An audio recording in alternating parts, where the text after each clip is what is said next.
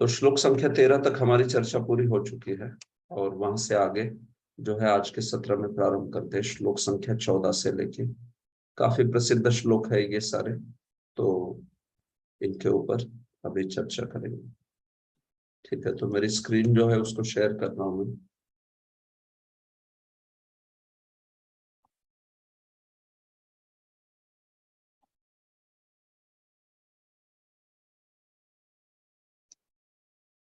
मात्रा स्पर्शास्तु कौन्तेय शीतोष्णा सुख दुःखदाः आगमापायनो नित्याः तान्ति तिक्षस्व भारत। ठीक है, कंचन माता जी अनुवाद पढ़ेंगे आप। यस प्रभु जी। हे कुंती पुत्र, सुख तथा दुख का क्षणिक उदय तथा कालक्रम में उनका अंतर्धान होना सर्दी तथा गर्मी की ऋतुओं के आने जाने के समान है। हे भरतवंशी, वे इंद्रिय बोध से उत्पन्न होते हैं और मनुष्य को चाहिए कि अविचल भाव से उनको सहन करना सीखे। ठीक, धन्यवाद। देखिए, 1 से 10 श्लोकों में इस अध्याय में हमने देखा अर्जुन के द्वारा भगवान को शरणागत होना, और फिर 11वें श्लोक से भगवान ने उपदेश प्रारंभ किया। तो बड़े महत्वपूर्ण विषय है ये, इस अध्याय के सारे ही श्लोक, ज्यादातर आत्मज्ञान वाले ये श्लोक, और फिर निष्काम कर्म योग संबंधी 39 से लेके 53 तक वे भी श्लोक बड़े महत्वपूर्ण हैं। तो इसलिए इन श्लोकों के ऊपर हम लोग पिछली बार भी थोड़े विस्तार से चर्चा किए थे। अब भगवान ने पहले तो अर्जुन को डांट लगाई, अशोचानन वशोचस्त्वम प्रज्ञावादांश्च भाषसे। फिर जो तत्व है उस तत्व को समझाया भगवान ने, नत्वेवाहम जातुना सन्नत्वम। हाँ, ऐसा कभी नहीं होगा कि हम नहीं हैं या तुम नहीं हो या ये राजा नहीं रहेंगे। हम जो है एक स्वतंत्र, सारे ही जो है स्वतंत्र भिन्न जो है जीव है, और हमारी जो सत्ता है वो बनी रहेगी भूतकाल भविष्यत वर्तमान में भी। तो इसके लिए उन्होंने देहिनोस्मिन यथा देह के द्वारा जो आत्मा है उस आत्मा का कैसे अलग अलग शरीर में वो धारण करते हुए आगे बढ़ता है उसकी चर्चा जो है वो की। और वहां से आगे वे अर्जुन को उपदेश जो है वो जारी रखते हैं। इस श्लोक में देखिए, मात्रा स्पर्शास्तु कौन्तेय, हे कौन्तेय। तो भगवान कौन्तेय यानी कुंती के पुत्र इस विरासत को याद दिला रहे हैं भगवान कि अरे तुम्हारा वंश तो देखो, तुम्हारा कुल तो देखो, तुम कुंती देवी के पुत्र हो। तो इसलिए तुम्हें कैसा बर्ताव करना चाहिए। कौन्तेय, कुंती जो है बड़ी धर्मज्ञा थी, बड़ी महान थी, और साथ ही साथ कुंती ने काफी सारे दुख भी सहे थे ना। कुंती स्वयं, कुंती देवी आप जानते ही है कितनी सारी विपदाओं से वे जो है वो निडर होके आगे बढ़ी। विशान महाग्ने पुरुषाद दर्शना, याद भी करती है वो भगवान श्री कृष्ण ने कैसे उनको हर विपदाओं से बचाया। तो वो कुंती देवी याद करती है, लेकिन उन सारी विपदाओं में कुंती देवी जो है उनका हृदय जो है भगवान के चरणों में हमेशा ही रहा। तो ऐसे उस कुंती देवी के पुत्र हो तुम, तो इसीलिए जैसे कुंती देवी ने सहन किया वैसे ही तुमने भी सहन करना चाहिए। उस भाव से बता रहे हैं। मात्रा स्पर्शास्तु कौन्तेय शीतोष्ण सुख दुःखदाः। देखो, हे कौन्तेय, मात्रा के स्पर्श जो है, मात्रा के स्पर्श वे तो निश्चित रूप से शीत तथा उष्ण, सुख तथा दुख जो है उसको ही देते हैं, मतलब उसको ही प्रकट करते हैं। मात्रा के साथ जो स्पर्श होते हैं वे तो शीत उष्ण आदि ही प्रकट करते हैं। तो मात्रा किसे कहते हैं? मात्रा इंद्रिय विषयों को कहते हैं, ठीक है। मात्रा मतलब जैसे तन मात्रा हमने जानते हैं आप, हाँ?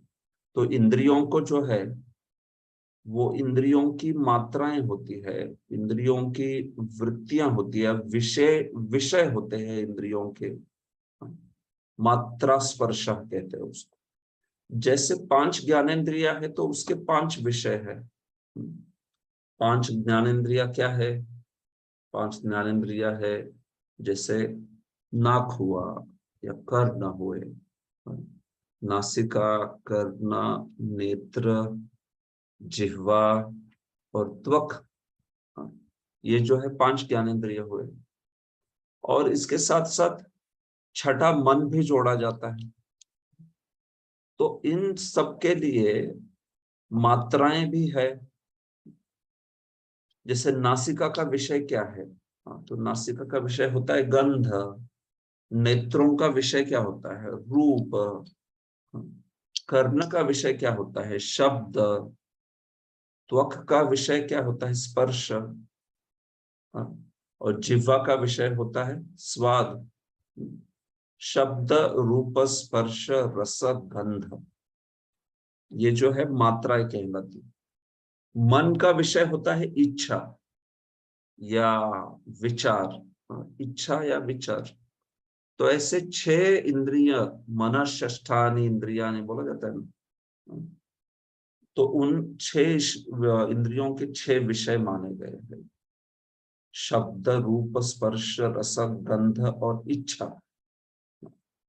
तो जब ये कहा जा रहा है मात्रा स्पर्शाः, तो ये बात बताई जा रही है कि जब इंद्रिय विषयों के साथ जब इंद्रियां स्पर्श कर लेती है, मतलब हम हमारे नेत्रों से कोई सुंदर रूप देखते हैं या फिर कोई कुरूप रूप देखते हैं, या फिर हमारी जिह्वा से हम कुछ मधुर चीज का स्वाद लेते हैं या फिर कोई कटु चीज का स्वाद लेते हैं, तो ये जो है ना, इसको मात्रा स्पर्श कहा गया है। और ये क्या उत्पन्न करता है? ये उत्पन्न अलग अलग प्रकार के अनुभव उत्पन्न करता है। जैसे शीत अनुभव होता है, उष्ण अनुभव होता है, सुख अनुभव होता है, दुख अनुभव होता है कि नहीं? तो ये तो स्वभाव है। इंद्रिय विषयों के साथ इंद्रिय जुड़ेंगे तब उनसे कभी शीतोष्ण ऐसे अनुभव आएंगे, कभी सुख के आएंगे, कभी दुख के आएंगे। हाँ, प्रभुपाद जी ने तात्पर्य में उदाहरण दिए है। जैसे कि गर्मी के काल में ठंडा जो पानी है, गर्मी में जब हम ठंडा पानी हमारे शरीर पर डालते हैं तो वो ठंडे पानी से बड़ा सुख का अनुभव होता है। हाँ, शीतोष्ण सुख दुखदा है कि नहीं? शीत लगता है वो ठंडा पानी और उससे सुख का अनुभव होता है। उष्ण पानी डालेंगे हमारे शरीर पर तो फिर गर्मी में और भी पीड़ा होती है, दुख का अनुभव होता है। लेकिन वही ठंडा पानी अगर हम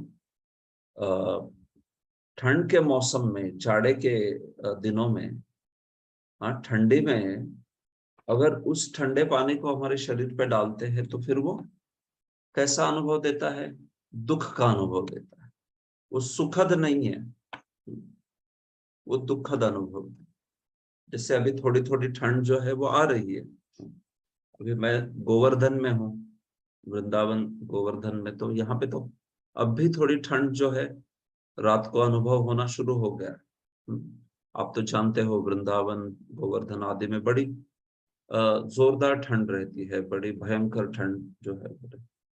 तो शरीर पर जब हम ठंडा पानी डालते हैं स्नान आदि के वक्त, तो फिर वो शीतोष्ण सुख दुखदा, वही ठंडा पानी जो गर्मी में बहुत सुखद था अभी दुखद बन रहा है।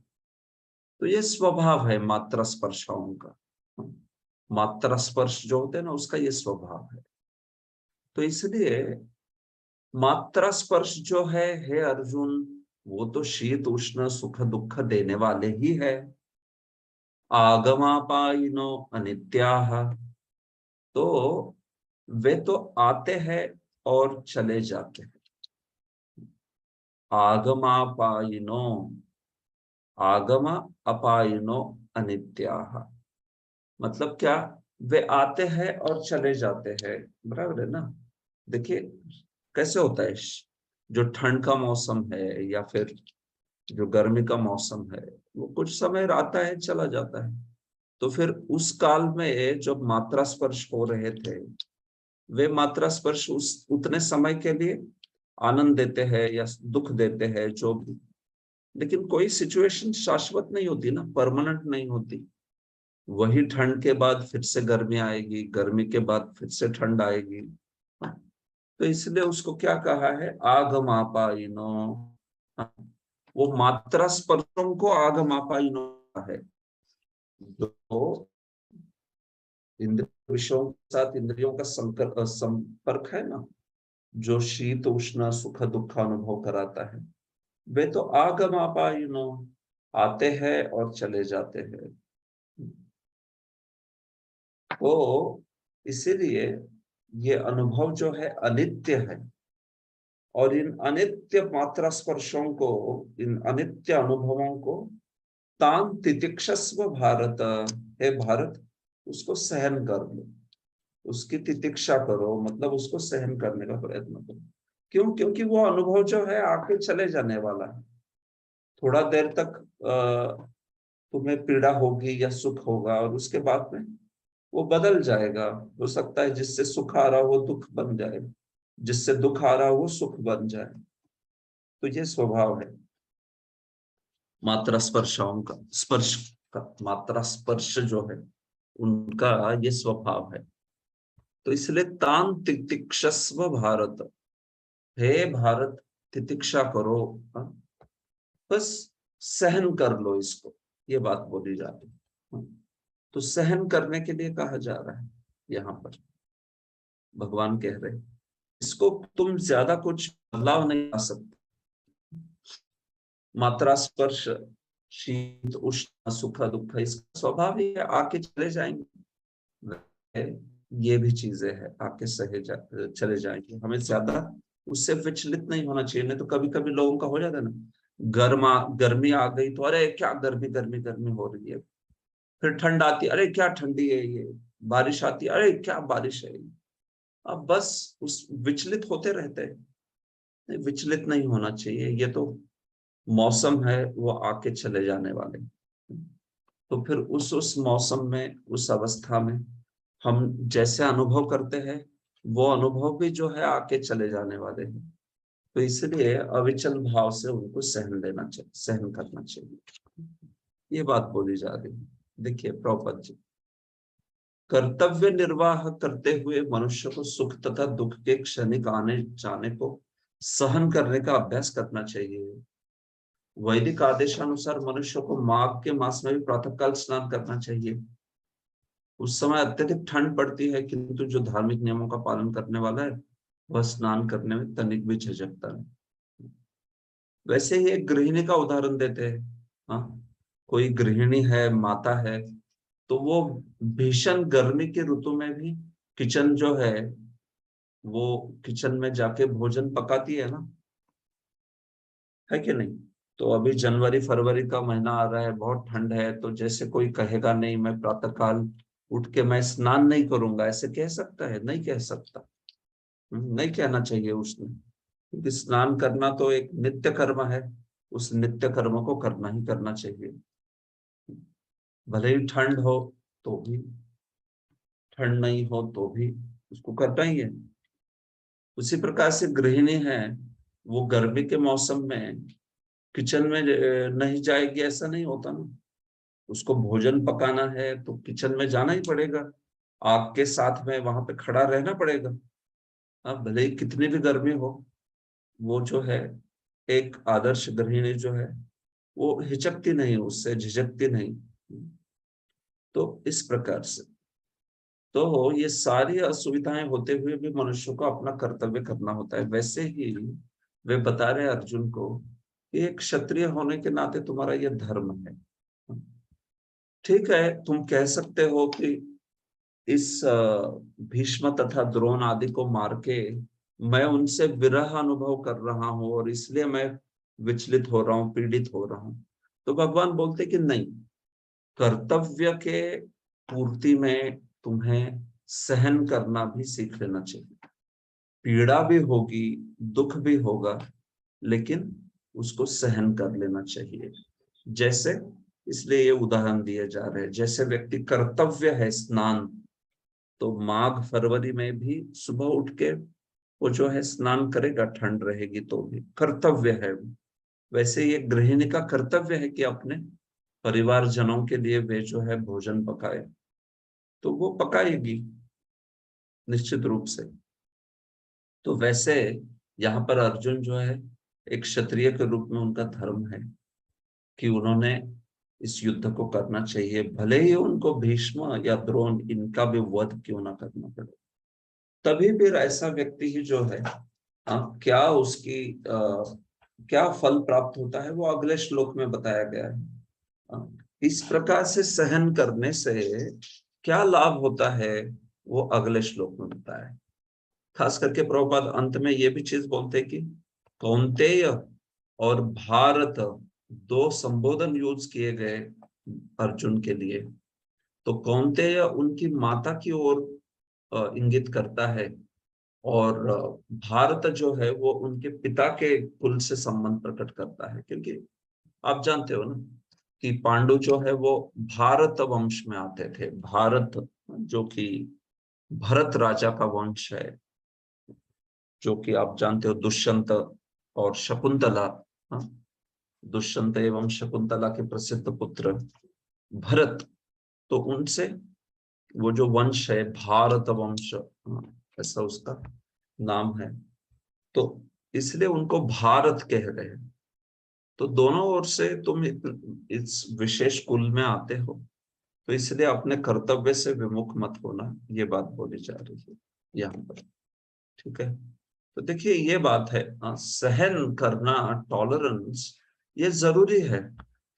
अगर हम लोग सहन नहीं करेंगे, हर छोटी छोटी चीज पे विचलित होंगे, तो फिर कर्तव्य कैसे कर पाएंगे। हाँ, तो इस जगत में स्वभाव है, कुछ लोग आपको पसंद करेंगे, कुछ लोग नहीं करेंगे।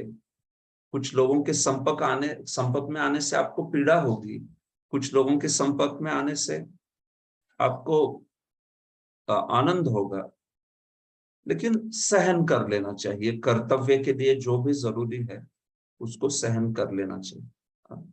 सहन करना यानी देखिए, दुर्बल होना ये सहनशीलता की बात नहीं है।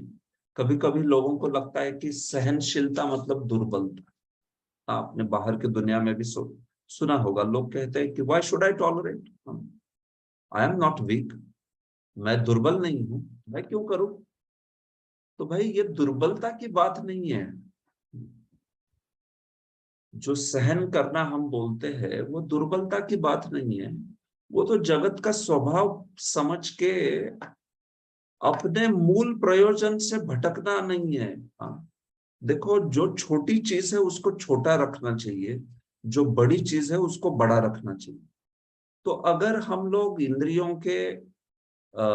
इंद्रिय विषयों के साथ स्पर्श से डिस्टर्ब होते रहे हमेशा, ये व्यक्ति ने मुझे ऐसे क्यों बोला, वो वैसा क्यों बोला, मेरी पत्नी ने ऐसे कहा, पति ने वैसे बोला, बच्चे ऐसे ही करते हैं, ये पड़ोसी वैसा ही है, पड़ोसी बेकार है, ये सब मतलब मुद्दा क्या है। इससे अगर आप विचलित होने लगे बार बार, तो फिर जो भक्ति है उस भक्ति को उस विचलित अवस्था में आप कैसे कर पाएंगे। वो भक्ति जो है उसमें भी डिस्टरबेंस है ना, वो व्यवधान है। तो चूंकि हमें हमारा फोकस जो है भक्ति पे रखना है, इसलिए बाकी चीजों को टॉलरेट करने को बोला है। ठीक है, किसी ने आपको कुछ उल्टा सीधा बोल दिया, या कोई आपको पसंद नहीं करता वगैरह, आप हर चीज के साथ लड़ना चाहते हो, तो फिर तो आपकी प्रायोरिटी भक्ति छोड़ के हमेशा अन्य अन्य चीजें ही होती रहेगी। हाँ, तो मुद्दा यह है कि आप भक्ति की प्रायोरिटी को भक्ति की ही प्रायोरिटी रखो, और अन्य जो छोटी छोटी अन्य प्रायोरिटीज है, मतलब अन्य जो छोटे छोटे चीजें हैं, उसको उतना ही सम्मान दो या उतना ही उसको समय दो जितना जरूरी है। ज्यादा समय मत देना, ज्यादा हमें फोकस होना चाहिए कृष्ण भावना के ऊपर। Keep small things small, keep big things big, ऐसे बोला जाता है। छोटी चीजों को छोटा ही रखना चाहिए। छोटी चीज को लेके आप इतने विचलित हो गए कि आपकी बड़ी चीज जो है वो बेकार हो रही है, ये तो ठीक नहीं है ना। तो छोटी चीज जो है उसको छोटा ही रखिए, उससे ज्यादा विचलित मत होइए। जगत का स्वभाव है, देखिए कोई चीज आपको सुख उत्पन्न करेगी, कोई चीज दुख उत्पन्न करेगी, बस कर्तव्य करते रहना चाहिए, ज्यादा इन चीजों के पीछे पड़ना नहीं चाहिए। नहीं तो फिर हमारा जो मूल कर्तव्य है भक्ति का, वो जो है उसमें कभी हम लोग प्रगति ही नहीं कर पाएंगे, डिस्टर्ब्ड एंटिटी रहेंगे, हमेशा डिस्टर्ब्ड ही रहता है वो, उस प्रकार से ये है। तो ये सुख दुख जो है, देखिए ये कर्मा के रूप में हमारे जीवन में सुख दुख आते हैं चले जाते हैं, तो उसमें ज्यादा बहुत सुख के पीछे भाग रहा है ये नहीं होना चाहिए। हाँ, प्रहलाद महाराज भी इसको कहते हैं कि जैसे सुख आएगा, जैसे दुख आता है वैसे सुख भी आता ही। हमें तो प्रयास करना चाहिए कि हम जो है हमारा कर्तव्य अच्छे रूप से करें और हम लोग जो कृष्ण भावनामृत है उसमें आगे बढ़े, इस प्रकार से। तो यही चीज है, इसी को भगवान यहाँ पे समझा रहे कि इस कर्तव्य के निर्वाह करते हुए, मतलब भीष्म द्रोण आदियों के साथ युद्ध करते हुए, हे अर्जुन, हो सकता है तुम्हें उन्हें मारना भी पड़े और उससे तुम्हें दुख होगा, ये तो निश्चित है, लेकिन तो भी उसको करना चाहिए, सहन करो उस दुख को, यू शुड टॉलरेट इट। सुख हो या दुख हो या शीत हो या उष्ण हो, तभी फिर ऐसा व्यक्ति जो है वो फल प्राप्त कर सकता है अमरत्व का, मुक्ति का फल प्राप्त कर सकता है। जो छोटी बात पे विचलित हो जाता है वो क्या मुक्ति को प्राप्त करेगा। मुक्ति मतलब भगवान का धाम यहाँ पर। छोटी छोटी चीजों से विचलित हो रहे हैं आप, तो आगे चल के तो इतने महाभयंकर कसौटी आपकी ली जाएगी, जैसे मृत्यु हुआ, बुढ़ापा हुआ, रोग हुआ, ये जो है ये तो आपको बहुत बड़ी कसौटी हो जाएगी। अगर आप छोटी छोटी चीजों को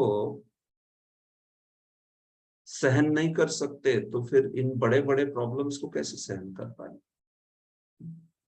तो इसलिए भगवान समझा रहे इस चीज को, मात्रा स्पर्शास्तु कौन्तेय।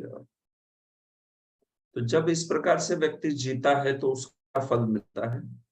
अगला श्लोक बोलते हैं, यम ही नयन्ते ते पुरुषम पुरुषर्षभ सम दुख सुखम धीरम सोमृतत्वाय कल्पते। ठीक है, अनुवाद पढ़े। सुजाता माता जी आप अनुवाद पढ़िए। हरे कृष्ण प्रभु जी, धन्यवाद प्रणाम। धन्यवाद प्रणाम। हे पुरुष श्रेष्ठ अर्जुन, जो पुरुष सुख तथा दुख में विचलित नहीं होता और इन दोनों में समभाव रखता है वह निश्चित रूप से मुक्ति के योग्य है। देखिए तुरंत 14वें श्लोक जो है उसका फल जो है इस श्लोक में बोला है। 14वें श्लोक में कहा था ना सहन कर लो, तो क्यों सहन करना है, क्योंकि अगर तुम सहन नहीं करोगे तो फिर इस भौतिक जगत में ही फंसे रहोगे। लेकिन अब अगर आप सुख दुख जो है, शीत उष्ण जो है, अलग अलग ये जो द्वंद्व है, इसको सहन करके आपके कृष्ण भावनामृत पर ही फोकस रखोगे तो फिर सो अमृतत्वाय कल्पते, ऐसा व्यक्ति जो है वो अमृतत्व को प्राप्त कर लेता है। अमृतत्व मतलब अमृत, जो कभी भी मरता नहीं, शाश्वत जीवन को प्राप्त कर लेता है, मोक्ष या विमुक्ति। हमारे लिए मोक्ष का मतलब क्या होता है, भक्तों के लिए मोक्ष मतलब भगवान के धाम जाना। मोक्ष मतलब और कोई चीज नहीं, भगवान के धाम जाने को हम मोक्ष कहते हैं। तो मुद्दा ये है यहाँ पर कि ये फल जो है सहन करके हमें जो है इस जगत में अपने कर्तव्य पर, भक्ति पर हमारे सुदृढ़ रहना है, तो उससे व्यक्ति जो है उस अमृतत्व को प्राप्त करेगा। यम ही न व्यथयन्ते थे, यम ही न व्यथयन्ति एते, तो ये जो मात्रा स्पर्श है, ये ते मात्रा स्पर्शाः, ये जो मात्रा स्पर्श है, जो इस मात्रा स्पर्श के द्वारा जो व्यथित नहीं होता है, यम ही न व्यथयन्ति, ये मात्रा स्पर्श जिसको व्यथित नहीं करते हैं, ऐसा वो पुरुष जो कि दुख और सुख दोनों में सम है, धीर है, वो अमृतत्व के लिए योग्य हो जाता है। ऐसा श्लोक का अर्थ, जिसे मात्रा स्पर्श व्यथित नहीं करते, बल्कि वो उसको सहन करते हुए अपने कर्तव्य के प्रति उन्मुख रहता है, ऐसा व्यक्ति जो है वो सुख तथा दुख दोनों में सम भाव से, धीर पुरुष जो है ऐसा, वो अमृतत्व को प्राप्त करता है। ये बात जो है यहाँ पे बोली गई है। तो ये फल है वास्तविक देखा जाए तो उस सहनशीलता का। तो ये मुद्दा है। इस जगत में देखिए, कोई चीज जो है सुख देगी, कोई चीज जो है वो दुख देगी। उसमें बहुत अटके रहेंगे ना, ये लोग मुझे अच्छे लगते हैं क्योंकि ये मुझे सुख देते हैं, वो लोग मुझे बुरे लगते हैं।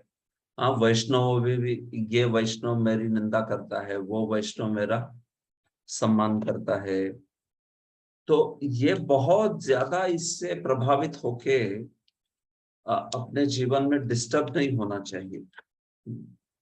ठीक है, कोई वैष्णव जो है आपकी प्रशंसा करेंगे, कोई वैष्णव हो सकता है निंदा करेंगे, तो दोनों भी वैष्णव है, ठीक है। इस जगत का स्वभाव ही है, हर कोई आपको क्यों अप्रिशिएट करेगा? अगर हर कोई आपकी प्रशंसा करने लगे तो फिर तो आप भगवान ही बन गए ना।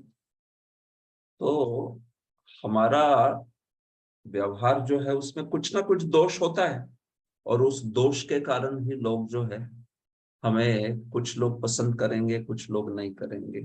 तो इससे व्यथित नहीं होना चाहिए, बस प्रयास करना चाहिए जितना संभव हो अच्छे से भक्ति आदि जो है उसको करे। और फिर ऐसा व्यक्ति, समभाव वाला व्यक्ति, देखिए गीता में ये कई जगह पे बोला है। इस सेक्शन में भी समभाव के ऊपर बहुत बोला गया, दुख सुख में समभाव रखिए करके, ज्यादा उससे विचलित नहीं होना चाहिए। हाँ, दुख से भी बहुत विचलित नहीं होना चाहिए, सुख से भी नहीं होना चाहिए। कभी कभी कुछ लोग जो है सुख से विचलित हो जाते हैं बहुत। आप बोलोगे प्रभु दुख से विचलित हो जाना तो ठीक है, सुख से कैसे विचलित हो सकता है कोई? हाँ, देखिए जयद्रथ का उदाहरण है। जयद्रथ जो है, सुख, जब अर्जुन उनको मारना चाहते थे और अर्जुन सूर्यास्त तक उन तक पहुंच नहीं पाए, तो सूर्यास्त हो गया वहां पर, तो जयद्रथ जो है इतने खुश हो गए, इतने खुश हो गए कि नाचते हुए अर्जुन के सामने आ गए और सोचे कि अभी तो अर्जुन जो है उसको चिता पर चढ़ना पड़ेगा, अभी अर्जुन का अग्नि संस्कार होगा करके। हाँ, तो ऐसे बोलते हैं प्रभुपाद कई जगह पर, या इस श्लोक का भी अर्थ है कि सुख से जो है व्यक्ति पूरी तरह से विचलित हो गया, दुख से कष्ट का अनुभव करता है, सुख से भी, हर्ष वायु कहते हैं उसको। हाँ, हर्ष वायु सुख से इतना विचलित हो गया कि दिमाग खराब हो गया उसका करके। लोग कभी कभी पागल हो जाते हैं। हाँ, सुख से भी पागल होने वाले व्यक्ति है, दुख से तो हो ही जाते हैं, कभी कभी लोग सुख से भी पागल हो। क्यों? क्योंकि उसकी इतनी आसक्ति थी उस चीज के ऊपर, इतनी आसक्ति थी कि वो मिल गई तो भी उससे वो, उसकी चेतना जो है पागल हो गई, और वो चली गई तो भी वो पागल हो गए। तो इसलिए इस दो श्लोकों का तात्पर्य इतना ही है कि सुख तथा दुख जो है इसको समभाव से देखना सीखना चाहिए।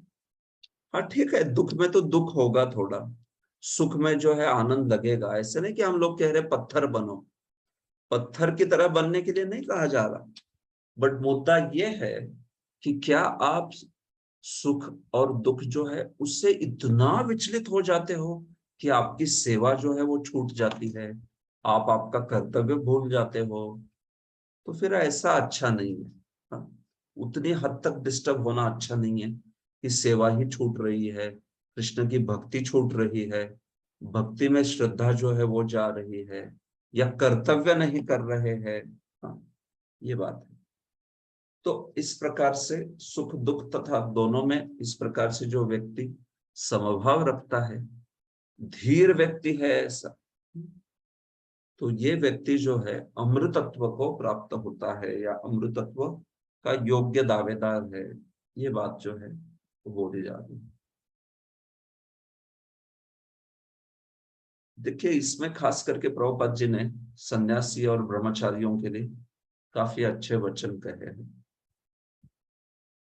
वर्णाश्रम धर्म में चौथी अवस्था अर्थात संन्यासाश्रम कष्ट साध्य अवस्था है, किंतु जो अपने जीवन को सचमुच पूर्ण बनाना चाहता है वह समस्त कठिनाइयों के होते हुए भी संन्यास आश्रम अवश्य ग्रहण करता है।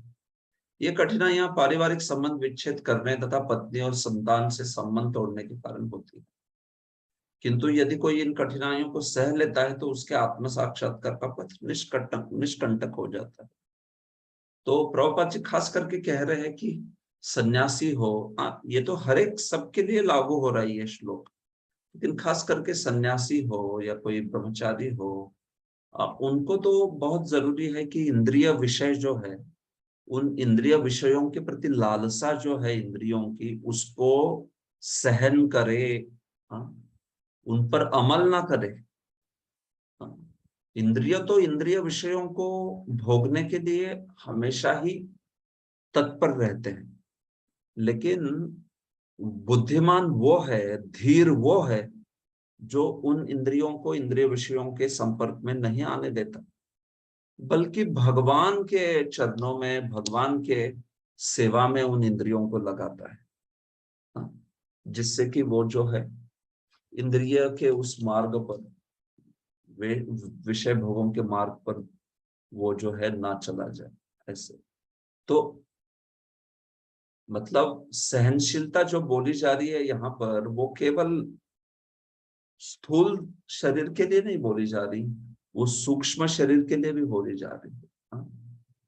जो सूक्ष्म शरीर, जो मन है, वो पागल की तरह भौतिक भोगों को चाहता है, या इंद्रियां जो है भौतिक भोगों को चाहती है, तो उनको सहन कर लेना चाहिए। उनके जो डिमांड्स है उसको हर बार अगर पूर्ति करने लगे इंद्रियों के डिमांड्स को, तो फिर तो इंद्रियां कितने विषय भोग से तृप्त होगी, कभी तृप्त नहीं होगी इंद्रियां। तो इसलिए व्यक्ति ने अपने शरीर या अपने मन के ये जो जरूरतें है, या ये जो भी कुछ डिमांड्स है, उसको सहन करते हुए आगे बढ़ना चाहिए।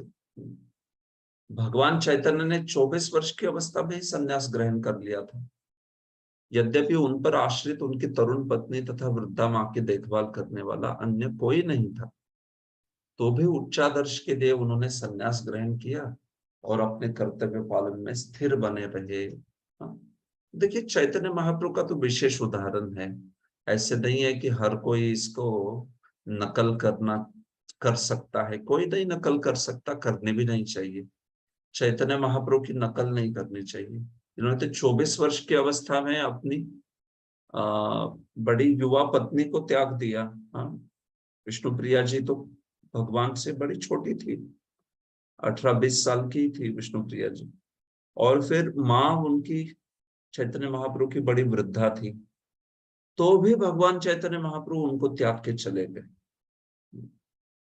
तो क्यों? क्योंकि एक उदाहरण, एक आदर्श प्रस्तुत करना चाहते थे कि क्या होता है वैराग्य, किस प्रकार का वैराग्य, विरक्ति जो है वो प्रस्तुत कर रहे हैं। तो उससे प्रेरणा ली जा सकती है, लेकिन किस प्रकार से विरक्त जीवन को स्वीकार करना चाहिए, उसके लिए मार्गदर्शन भी लेना चाहिए। ऐसे हम भगवान की नकल नहीं कर सकते, भगवान तो बड़े विशेष है। वो विष्णु प्रिया जी और फिर सची माता, इन दोनों को त्याग के तो चले गए, लेकिन तो भी भगवान ने उनके हृदय में इतना भक्ति और इतना प्रेम जो है उसका प्राकट्य किया कि उस हृदय में उपस्थित प्रेम के द्वारा ही दोनों जो है वो बड़े बड़े सुख का अनुभव की। अब भले ही वो विरह वाला जो सुख है, लेकिन तो भी उसमें वे दोनों जो है हमेशा ही भगवान का स्मरण जो है वो करती थी। तो ये मुद्दा है। तो यहाँ पर ये श्लोक में और पिछले श्लोक में इसी चीज को बोला है कि कैसे हमें सुख दुख हो या छोटे छोटे इंद्रिय विषयों के संपर्क में आके जो अनुभव आते हैं सुख दुख के, उससे विचलित नहीं होना चाहिए, बल्कि हमें जो है हमेशा स्थिर बने रहना चाहिए। ये बात जो है यहाँ पर बोली गई। ठीक है, ओके, आगे बढ़ते हैं। ना सतो विद्यते भावो ना भावो विद्यते सतः उभयोरपि दृष्टोन्तः वनयोस्तत्वदर्शिभिः। मणिध्रुव प्रभु अनुवाद पढ़ेंगे?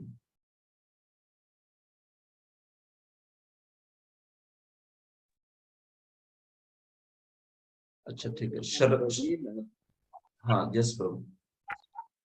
तत्वदर्शियों ने यह निष्कर्ष निकाला है कि असत भौतिक शरीर का तो कोई चिरस्थायित्व नहीं, किंतु सत आत्मा अपरिवर्तित रहता है।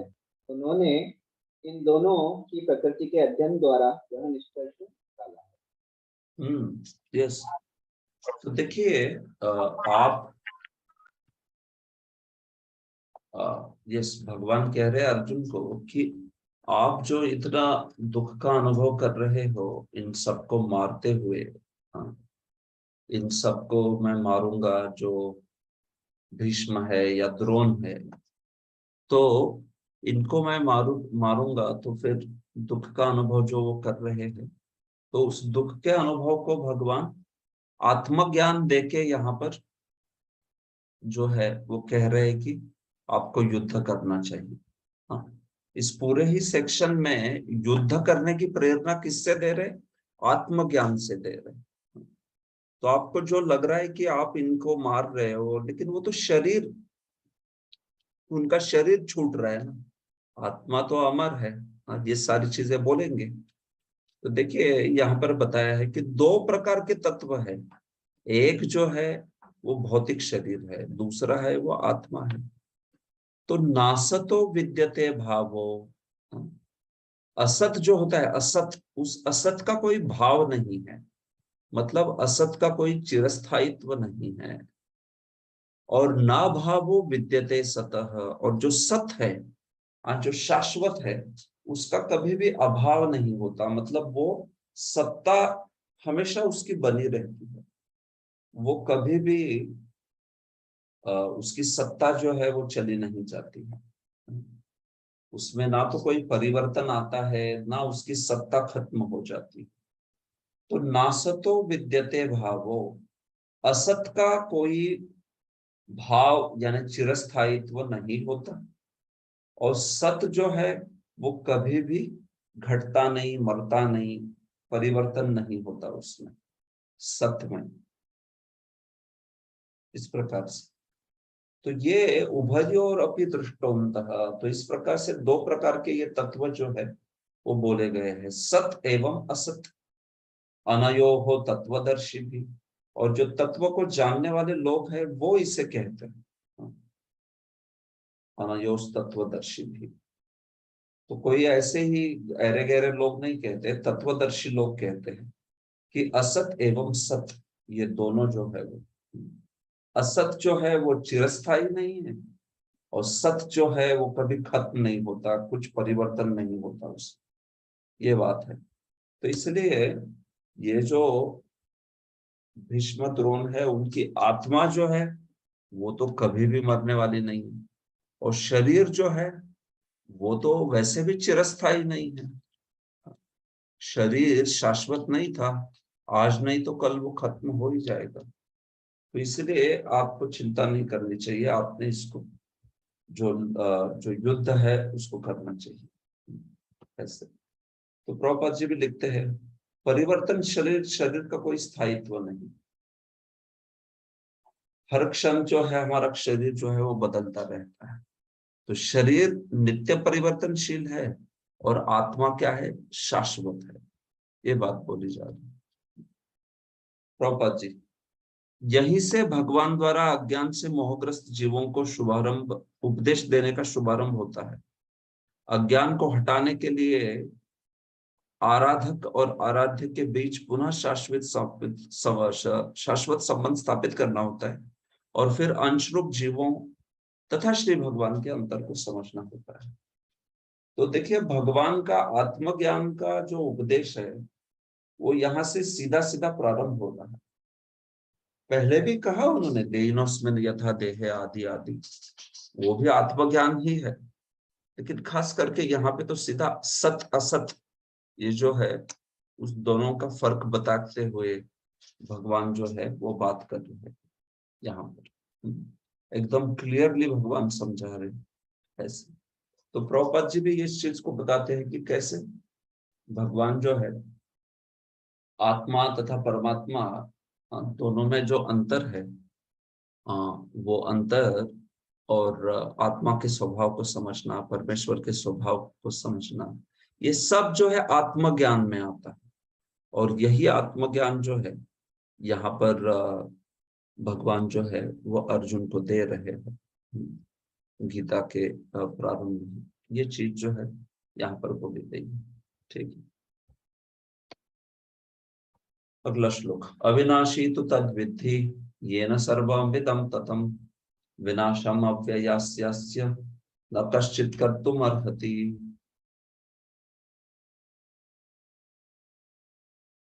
वामन प्रपन्न प्रभु अनुवाद पढ़ेंगे?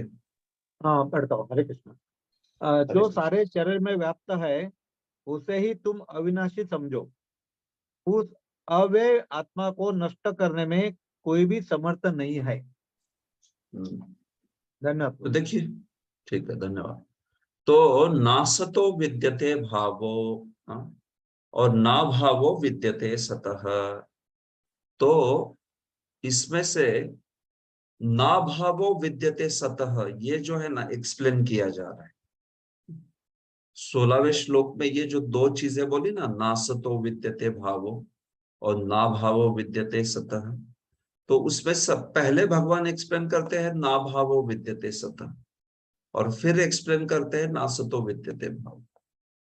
तो अभी ये जो ना भावो विद्यते सतः है ना, ये 17वें श्लोक में बोला है। मतलब जो सत चीज है, शाश्वत चीज है, उसका कभी भी अभाव नहीं होता, कभी भी वो चीज परिवर्तन नहीं होती, खत्म नहीं होती, कुछ नहीं होता उसको। तो ये चीज जो है 17वें श्लोक में बोली। अविनाशी तो तद्विद्धि येन सर्वमिदं ततं। देखो हे अर्जुन, विद्धि जानो, उस चीज को तुम जानो जो अविनाशी है, वो जो शरीर में बिल्कुल भी कभी उसका विनाश नहीं होता, और ये न सर्वमिदं ततं, और जो है पूरे शरीर में व्याप्त है वो चीज अविनाशी है और पूरे शरीर में व्याप्त है। विनाशम अव्ययस्यास्य न कश्चित् कर्तुम् अर्हति। तो ऐसे उस अव्यय आत्मा का कोई भी विनाश नहीं कर पाता है। तो ये जो अविनाशी बोला जा रहा है ना, ये आत्मा के लिए बोला जा रहा है। और आत्मा जो है ये ना सर्वमिदं ततं, मतलब आत्मा समस्त शरीर में व्याप्त है कि नहीं? देखिए, आत्मा तो हृदय, हमारे हृदय के प्रांगण में होता है। जो पंच प्राण होते हैं, उस पंच प्राणों के जो समबिंदु है उसका, उसको एक पॉइंट ऑफ इक्वानिमिटी बोलते हैं।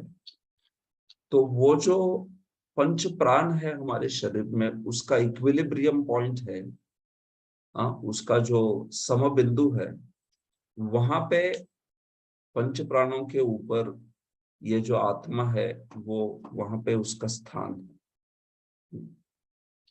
तो जब ये कहा जा रहा है कि जो सारे शरीर में व्याप्त है, तो इसका क्या अर्थ है?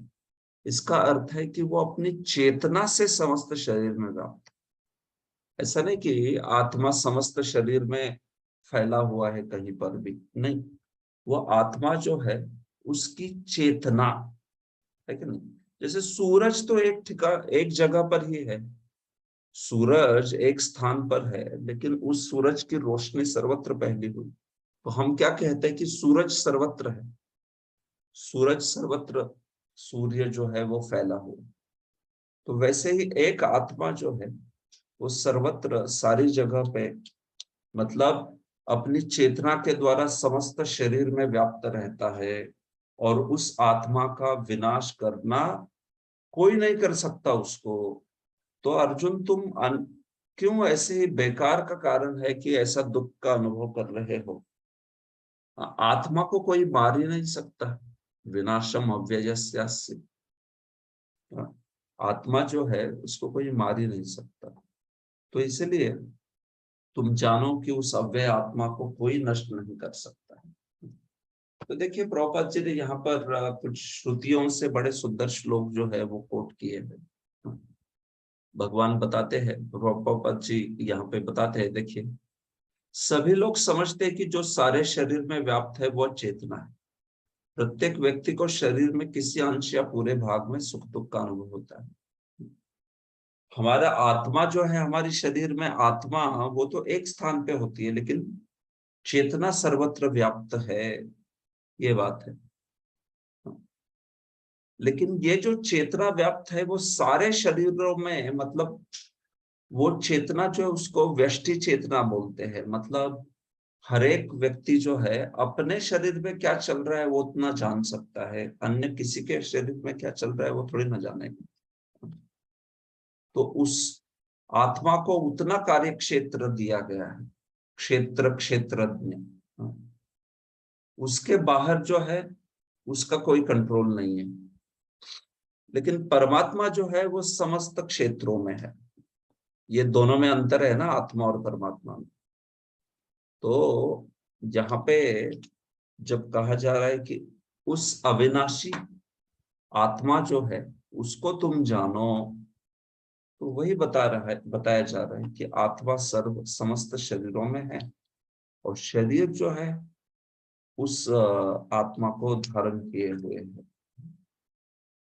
बालाग्र श्वेताश्वतर उपनिषद में देखिए उस आत्मा का डायमेंशन के बारे में बोला जा रहा है। बालाग्र शतभागस्य शतदा कल्पितस्य च भागो जीवः सविज्ञेयः सचानन्त्याय कल्पते। अगर आप कोई बालाग्र शतभागस्य, संस्कृत में भी बाल होता है, बाल, आप केश को बाल कहते हैं संस्कृत में। तो बाल के अग्रभाग के आप 100 टुकड़े बना दो और उस 100 टुकड़ों को फिर से 100 टुकड़े बना दो। बाल का अग्रभाग कितना छोटा होता है, उसके 100 टुकड़े बनाना और उस हर एक टुकड़े के और 100 टुकड़े बना दे, तो फिर वो जो है आत्मा का परिमाण है। इतनी छोटी है आत्मा, सोचिए, इतनी तुच्छ है, अणु है, अणु। हाँ, ये बात जो है यहाँ पर बोली जा रही है। जीव सूक्ष्म स्वरूपोयम संख्यात। तो जीव जो है बड़ा सूक्ष्म है, बहुत छोटा है जीव जो है, और वो कभी उसका विनाश नहीं होता, ये बात जो है बोली जा रही। मुंडक उपनिषद से भी प्रभुपाद जी ने मतलब ये जो आत्मा है उसके परमाणुता के बारे में बात की है। ये देख सकते हैं, प्रभुपाद जी ने यहाँ पर मुंडक उपनिषद भी कोट किया है।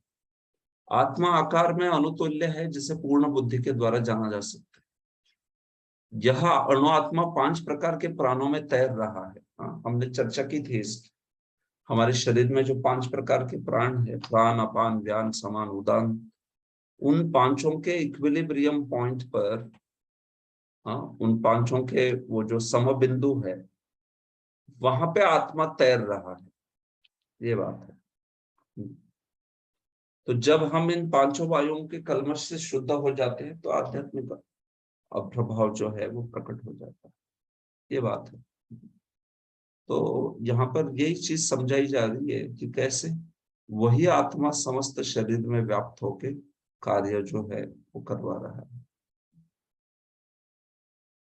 ठीक है, प्रभुपाद जी उदाहरण देते हैं, पूर्ण आत्मा के ऐसे कणों अनुकणों की तुलना सूर्य प्रकाश के कणों से की जाती है।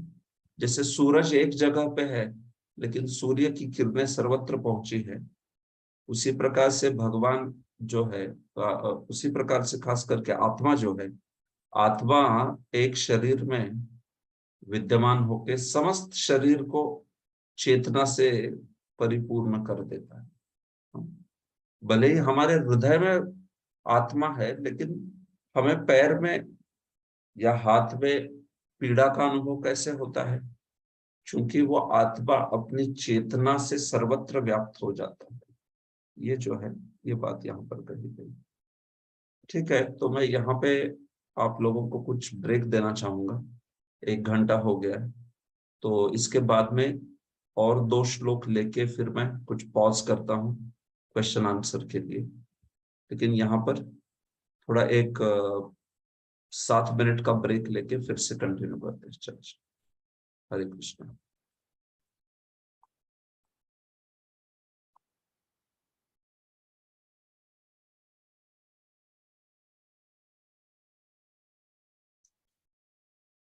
ओके, हरे कृष्ण। तो और 2 श्लोक लेके फिर मैं थोड़ा सा रुकता हूँ।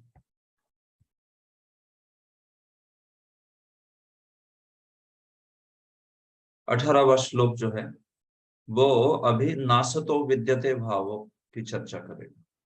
ठीक है, ना भावो विद्यते सतः पिछले श्लोक में बोला गया, और ये श्लोक जो है नासतो विद्यते भावो की चर्चा करेगा। मतलब पिछला श्लोक आत्मा के बारे में कहा, इस श्लोक में शरीर के बारे में चर्चा होगी। अंतवंत इमे देहा नित्यस्योक्ता शरीरिणः अनाशिनो अप्रमेयस्य तस्माद्युध्यस्व भारत। ठीक है, अनुवाद पढ़ेंगे। सनातन गोविंद प्रभु अनुवाद पढ़ेंगे। यस प्रभु।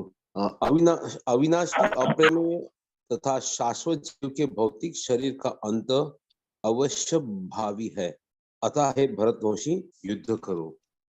यस, तो जैसे आत्मा शाश्वत है वैसे शरीर जो है वो तो वैसे भी विनाश होने वाला है। अंतवंतः इमे देहा, ये जो सारे शरीर है, हाँ, सारे योद्धाओं के शरीर या फिर भीष्म देव, द्रोणाचार्य, इन सब के शरीर जो है वो क्या है? वे अंतवंतः, मतलब वे नाशवान है, उनका नाश होने वाला है। तो देह तो नाशवान ही है, और आत्मा जो है वो कभी भी विनाश नहीं होता, अविनाशी है। तो आत्मा अविनाशी और देह अंतवंत है, तो इसलिए युद्ध करो,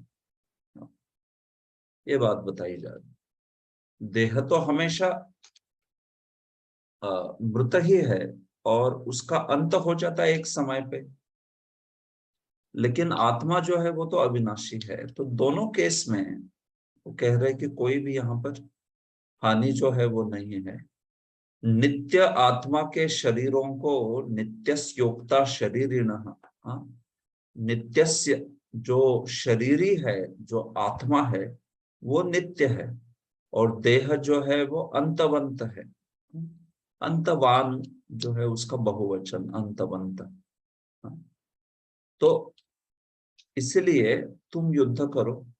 अनाशिनः अप्रमेयस्य तस्माद् युध्यस्व भारत। जो शरीरी है वो आत्मा है, उसको नित्य कहा गया।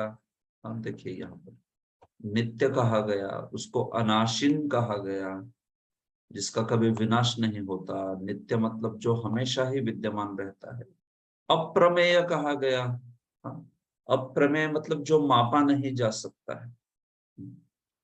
तो देखिए पिछले श्लोक में प्रभुपाद जी ने उपनिषद से बताया कि जैसे आप बाल, कोई केश है उसके 100 भाग कर दो और उसके फिर से 100 कर दो, तो फिर वो जो 10,000 भाग हो गए उसमें से एक भाग जो है वो आत्मा की साइज हो गई करके। तो वहां पे तो साइज बोली गई थी, और यहाँ पे अप्रमेय कहा जा रहा है आत्मा को, जो मापा नहीं जा सकता। तो फिर क्या अर्थ है इसका? ऊपर तो आपने डायमेंशन या साइज, उसका माप परिमाण जो है वो दे दिया। यहाँ कह रहे अप्रमेय। हाँ, तो मानिए अगर कोई बाल है, उस बाल के 100 भाग और उसके 100 भाग, तो 10,000 भागों में से एक भाग के क्या डायमेंशंस है, इसको तो विज्ञान वाले इलेक्ट्रॉन माइक्रोस्कोप हो या और कोई नीचे, उसके भी नीचे छोटी वस्तु देखने वाली चीजें जो है, उसके डायमेंशंस के बारे में बात कर सकते हैं, संभव है कि नहीं। अप्रमेय इस चीज के बारे में हम लोग देख रहे कि मापा न जाने, न जा सकने योग्य, इसको मापा नहीं जा सकता। और दूसरी ओर आप ये भी कह रहे हो कि केशाग्रस्य शतभागस्य शतदा कल्पितम, केश के 100 भाग कर दीजिए, उसके 100 भाग कर दीजिए, तो एक भाग जो है उसमें वो आत्मा का परिमाण है। तो ये थोड़ा सा विरोधाभास लग रहा है ना। एक और अप्रमेय भी बोला, एक और उसका माप भी दे दिया। तो देखिए, इसमें एक बात जाननी चाहिए कि आत्मा जो है इतना सूक्ष्म है, तो उसकी सूक्ष्मता बताने के लिए कुछ परिमाण दिया जा रहा है। ये जो एक केश है, उस केश के 100 भाग करके फिर और 100 भाग कर दो, तो वो जो है एक आत्मा का परिमाण है। ये सब कुछ क्यों बोला जा रहा है? ये कुछ एक सूचकात्मक, इंडिकेशनल है।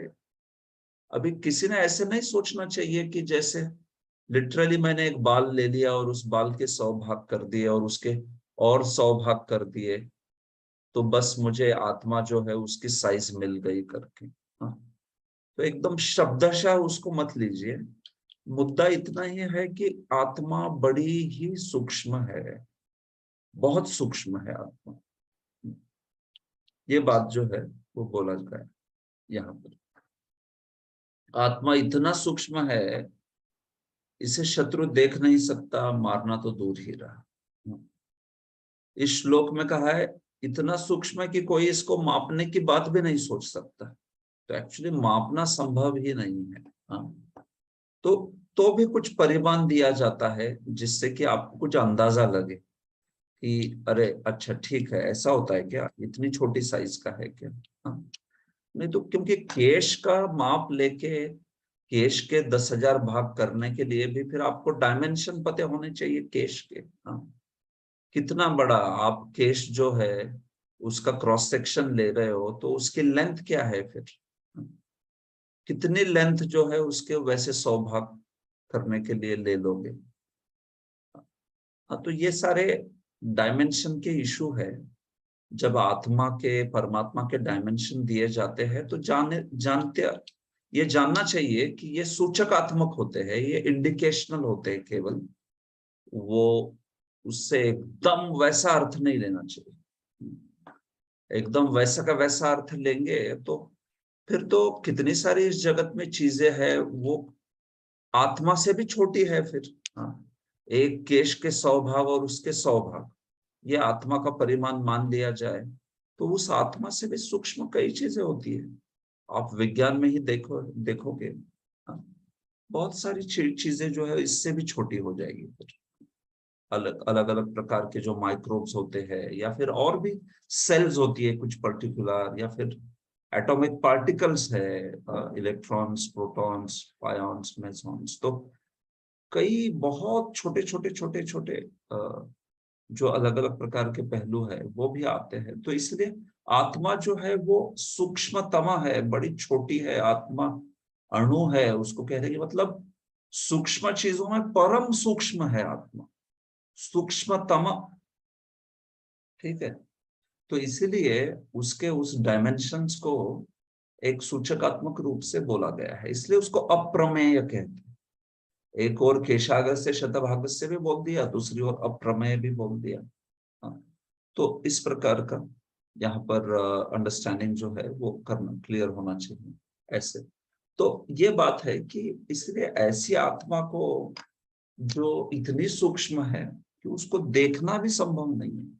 देखो, एक तो आत्मा सूक्ष्म है और दूसरा वो प्रकृति भी नहीं है ना, वो तो प्रकृति यानी मैटर, हाँ, द्रव्य नहीं है वो तो चित शक्ति है, चित है वो, चितकन है। जीव शक्ति जो है वो चितकन होता है, मतलब वो जड़ नहीं है, अचित नहीं है। तो एक तो चित है, ऊपर से इतना सूक्ष्म है, तो इसलिए उसको देखने का सवाल ही नहीं है। कोई भौतिक प्रकार से उसको देख ही नहीं पाएगा, क्योंकि उसका सब्सटेंस जो है, उसका उपादान जो है वो भी चित है, और उसका जो परिमाण है वो भी सूक्ष्मतम है एकदम। तो इसलिए आत्मा को देख ही नहीं सकता कोई, तो मारेगा क्या? पकड़ नहीं सकता, देख नहीं सकता कोई, शस्त्र से उसको काट नहीं सकता। ये सारी चीजें आएगी आगे। ना तो जला सकते हो, ना उसको गीला कर सकते हो, कुछ नहीं।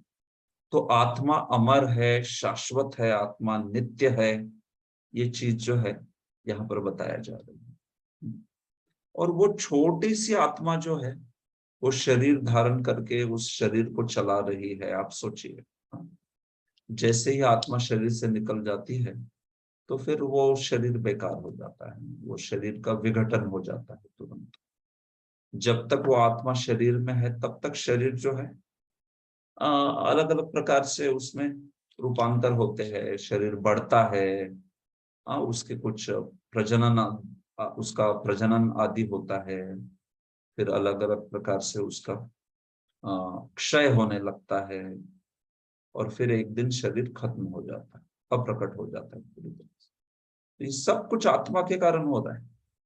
आत्मा जो है भले ही परम सूक्ष्म हो, एक सूक्ष्मतम चित्कण हो, लेकिन तो भी उस शरीर जो है, उस शरीर को प्रकाशमान करता है, जैसे कोई सूरज जो हो समस्त विश्व को प्रकाशमान कर रहा है, इस प्रकार से। और वो जो चित्कण है वो भगवान पर ही पूरी तरह से निर्भर है। ममैवांशो जीवलोके जीवभूतः सनातन। सनातन काल से वो आत्मा जो है भगवान जो है उनका ही नित्य अंश है, सनातन अंश है भगवान का। मतलब जैसे भगवान सूरज की तरह बोल दिए तो आत्मा जो है उस रोशनी का एक छोटा सा कण जो है, उसके प्रकार से उसको कहा गया है। तो ये बात है, ठीक है। तो ये तो बेसिक वर्सेस है, इसलिए मैं इसको जो भी जितने हद तक मतलब प्रभुपाद जी ने समझाया है उतने हद तक इसको ले रहा हूँ, ठीक है। यहाँ पे मैं रुकता हूँ, अगर किसी का कोई प्रश्न है तो पूछिए। हरे कृष्णा, कुछ प्रश्न है? हाँ प्रभु, बोलिए। ये 17वें श्लोक में जो बताया है, प्राण अपान व्यान उदान समान, जो 5 वायु है ना, तो उसके केंद्र बिंदु में आत्मा रहता है। ये प्राण बोले तो प्राण वायु हो गया, अपान बोले तो कार्बन डाइऑक्साइड, और बाकी 3 वायु है, कौन से वायु है? देखिए, अलग अलग प्रकार के वायु है। जो वायु उदान ऊपर लेके जाते हैं, ऊपर की ओर बहते हैं, वो उदान वायु होते हैं। जो नीचे की ओर बहते हैं वो अपान वायु होते हैं। अब प्राण जो है वो सबसे प्रमुख होता है। प्राण, अपान, उदान, समान, व्यान। एक वायु होता है समान, जो समस्त वायुओं की समता जो है उसको मेंटेन करते हैं, उसको समान कहते हैं। और बच गया व्यान। व्यान का मुझे प्रयोजन याद नहीं आ रहा है, लेकिन ये 5 प्रकार के वायु का 5 प्रकार का अलग अलग प्रयोजन होता है। हाँ, एक्चुअली तो 10 होते हैं, 10 प्रकार के वायु होते हैं और 5 होते हैं। तो इन वायुओं का अपना अपना प्रयोजन है 5, उसमें 5 प्रमुख है ये 5 जो है, और उसमें सबसे प्रमुख है प्राण, मुख्य प्राण बोलते हैं उसको। हाँ, तो ऐसे ये जो वायु है समस्त शरीर में विचरण करते हैं, और इन वायुओं का एक इक्विलिब्रियम पॉइंट होता है। तो वहां पे आत्मा जो है ना वो उस इक्विलिब्रियम पॉइंट पे तैरता रहता है। हाँ, तो सारा ये जो कुंडलिनी योग वगैरह वो वही होता है कि उस इक्विलिब्रियम पॉइंट को ऊपर ऊपर ऊपर लेके जाके ब्रह्मरंध्र से उस आत्मा को बाहर निकाल देना। हाँ, जो सबसे ऊपर चक्र होता है, तो उससे आज्ञा चक्र कहते हैं, आज्ञा चक्र से ऊपर लेके जाके उस आत्मा को बाहर ला देना। हाँ, तो ऐसे 10 प्रकार के वायु है, 5 उसमें जो है अपान, उदान, समान, व्यान, हाँ, और प्राण, प्राण, समान, व्यान, उदान, अपान, ये 5 प्रमुख हो गए ऐसे। तो ये योग का विषय है, योग के पतंजलि योग सूत्र आदि में इसको प्राप्त कर सकते हो आप इंफॉर्मेशन। बाकी भी जो और 5 प्रकार के वायु है, हर एक का क्या प्रयोजन है वो बताया गया है, ये सब चीजें। मुझे व्यान का याद नहीं आ रहा जो बाकी है, बट इस प्रकार से ठीक है। प्रभु जी अभी आगे ऐसा लिखा है, जब आत्मा को 5 वायु के कल्मश से शुद्ध कर दिया जाता है तो उसका आध्यात्मिक प्रभाव प्रकट होता है। तो हम हरे कृष्ण जप करते हैं तो उसका कैसा परिणाम होता है? हाँ, तो वही है ना कि ये जो 5 प्रकार के वायुओं का कल्मश, मतलब ये क्या चीज है? तो ये वही चीज है कि अनेकानेक संस्कारों के द्वारा, कर्म के द्वारा व्यक्ति ने जो अपने हृदय में, मतलब अपना मन जो है उसमें जो संस्कार धारण किए हैं, तो उनके कारण जो अशुद्धता प्रकट होती है वो इंद्रियों के स्तर पर, मन के स्तर पर, प्राण के स्तर पर, समस्त स्तर पर वो अशुद्धता, कल्मश प्रकट होता है। तो उस कल्मश को शुद्ध करने के लिए अलग अलग योग बताए हैं, जैसे अष्टांग योग, भक्ति योग, ज्ञान योग, निष्काम कर्म योग, ऐसे योग बताए गए हैं। तो हर एक योग का वही प्रयोजन है, वो प्राण का कल्मश जो है उसको दूर करे। आप कह सकते हो इंद्रियों का कल्मश, प्राण का कल्मश, मन का कल्मश, सब कुछ चलेगा, लेकिन प्राण सबसे प्रमुख माने जाते हैं हृदय में, मतलब सॉरी शरीर में, तो इसलिए प्राणों का कल्मश कहा जा रहा है। देखा जाए तो वो कल्मश सर्वत्र है, इंद्रियों में कल्मश है, मन में कल्मश है, प्राण में कल्मश है, सब कुछ। तो भक्ति योग करते हैं तो भक्ति योग तो उस कल्मश को दूर करने का सबसे बढ़िया विधि है। प्राणायाम देखिए, अष्टांग योग जैसे विधि में प्राण को शुद्ध करने के लिए प्राणायाम करते हैं, शरीर शुद्धि के लिए योगासन करते हैं, और मन शुद्धि के लिए प्रत्याहार आदि करते हैं। तो ऐसा होता है वो। तो प्रयोजन वही है कि शुद्धि प्राप्त करें। हम लोग भक्ति में जब जप करते हैं तो उस जप के द्वारा मन शुद्धि जो है उसको प्राप्त कर देते हैं। मंत्र का वही तो प्रयोजन है, मननात् त्रायते इति मंत्र, या मना त्रायते इति मंत्र। जो मन को तारण कर देता है, जो या मनन, बार बार मनन से जो तारण कर देता है उसको मंत्र कहते हैं। तो ये शुद्धि जो आप बोल रहे हैं ना, वो शुद्धि ही प्रयोजन है। तो समस्त मन की शुद्धि जो है, मन, इंद्रियां और प्राण, इनकी शुद्धि जो है भक्ति योग के माध्यम से भी, नामस्मरण के माध्यम से की जाती है, हठ योग या अष्टांग योग के माध्यम से की जाती है, लेकिन उसमें सबसे प्रबल उपाय हरे कृष्ण महामंत्र है, इसलिए हम लोग उसको पालन करते हैं। ठीक है प्रभु? ओके, हरे कृष्ण प्रभु। यस, राधा राधानाथ प्रभु बोलिए। धन्यवाद प्रभु जी। प्रभु जी मुझे पूछना है, ये इक्विलिब्रियम पॉइंट एग्जैक्टली मींस हृदय में ही आता है क्या? एंड हाँ, तो ठीक है, ठीक है। तो देखिए कैसे होता है, साधारणतया वो जो प्राण है, उन प्राणों का इक्विलिब्रियम प्राइम पॉइंट जो है वो हृदय में माना गया है। वो 6 प्रकार के जो चक्र है, आगे योग में जब बात आएगी तो एकदम मणिपूरक चक्र, स्वाधिष्ठान चक्र, नाभि चक्र, और फिर ऐसे आगे बढ़ते बढ़ते बढ़ते ऊपर ऊपर ऊपर होता है। तो यूजुअली साधारणतया वो जो प्राण है, वो पंच प्राणों के ऊपर आत्मा जो है वो हृदय के क्षेत्र में कहा गया है, ऐसे। तो वो इक्विलिब्रियम पॉइंट थोड़ा बदलता रहता है, कभी ऊपर जाता है, कभी नीचे जाता है, हो सकता है ऐसे। खास करके किसी व्यक्ति का देह त्याग जब होता है, तो उस देह त्याग के वक्त उस व्यक्ति का जो पंच प्राण का इक्विलिब्रियम पॉइंट था वो कहाँ पे था, उससे उसकी आत्मा शरीर के कौन से छिद्र से निकल जाएगी ये निर्धारित होता है। तो अगर वो इक्विलिब्रियम पॉइंट उसके शरीर में प्राणों का नीचे था, तो नीचे के छिद्रों से आत्मा चली जाती है और फिर वो अलग अलग उस प्रकार के डेस्टिनेशन होते हैं।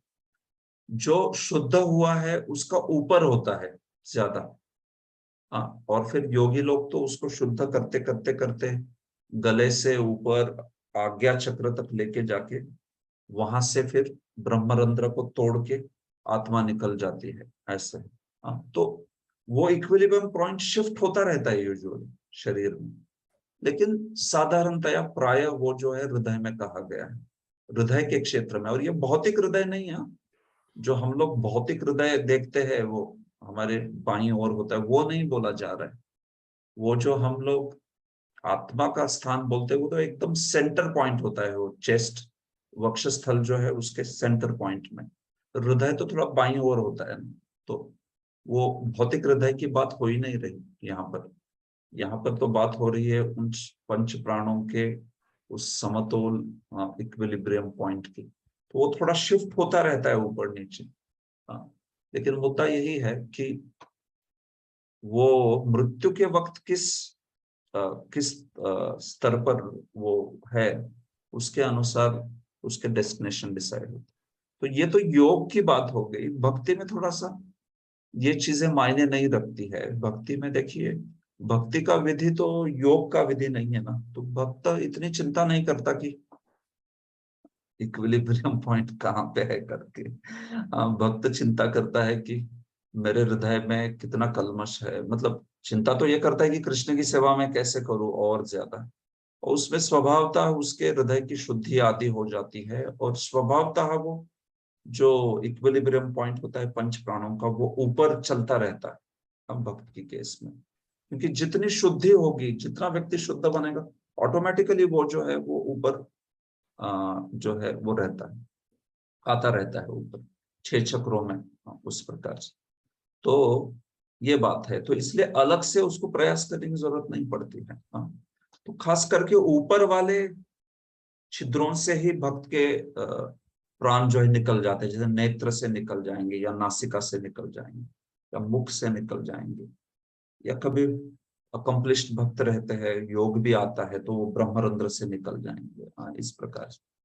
लेकिन जैसी भी चीज हो, मुद्दा यह है कि हृदय की शुद्धि, मन की शुद्धि, प्राणों की शुद्धि, उसके आधार पर भक्ति योगी का गंतव्य सिद्ध हो जाएगा। हाँ, ऐसे नहीं कि भाई उसके मुख से प्राण चले गए तो इसलिए शायद वो जो है कहीं पे सत्यलोक में या फिर अन्य अन्य कोई भौतिक जगत में ही रह गया। नहीं, ऐसा नहीं होता है। वो प्राण हो सकता है कोई पर्टिकुलर शरीर के छिद्र से भी क्यों ना चले जाए, लेकिन वो भगवान की भक्ति अगर उसने शुद्धता से की है और पूरी शुद्धि प्राप्त कर ली है तो वो भगवान के धाम चला जाता है।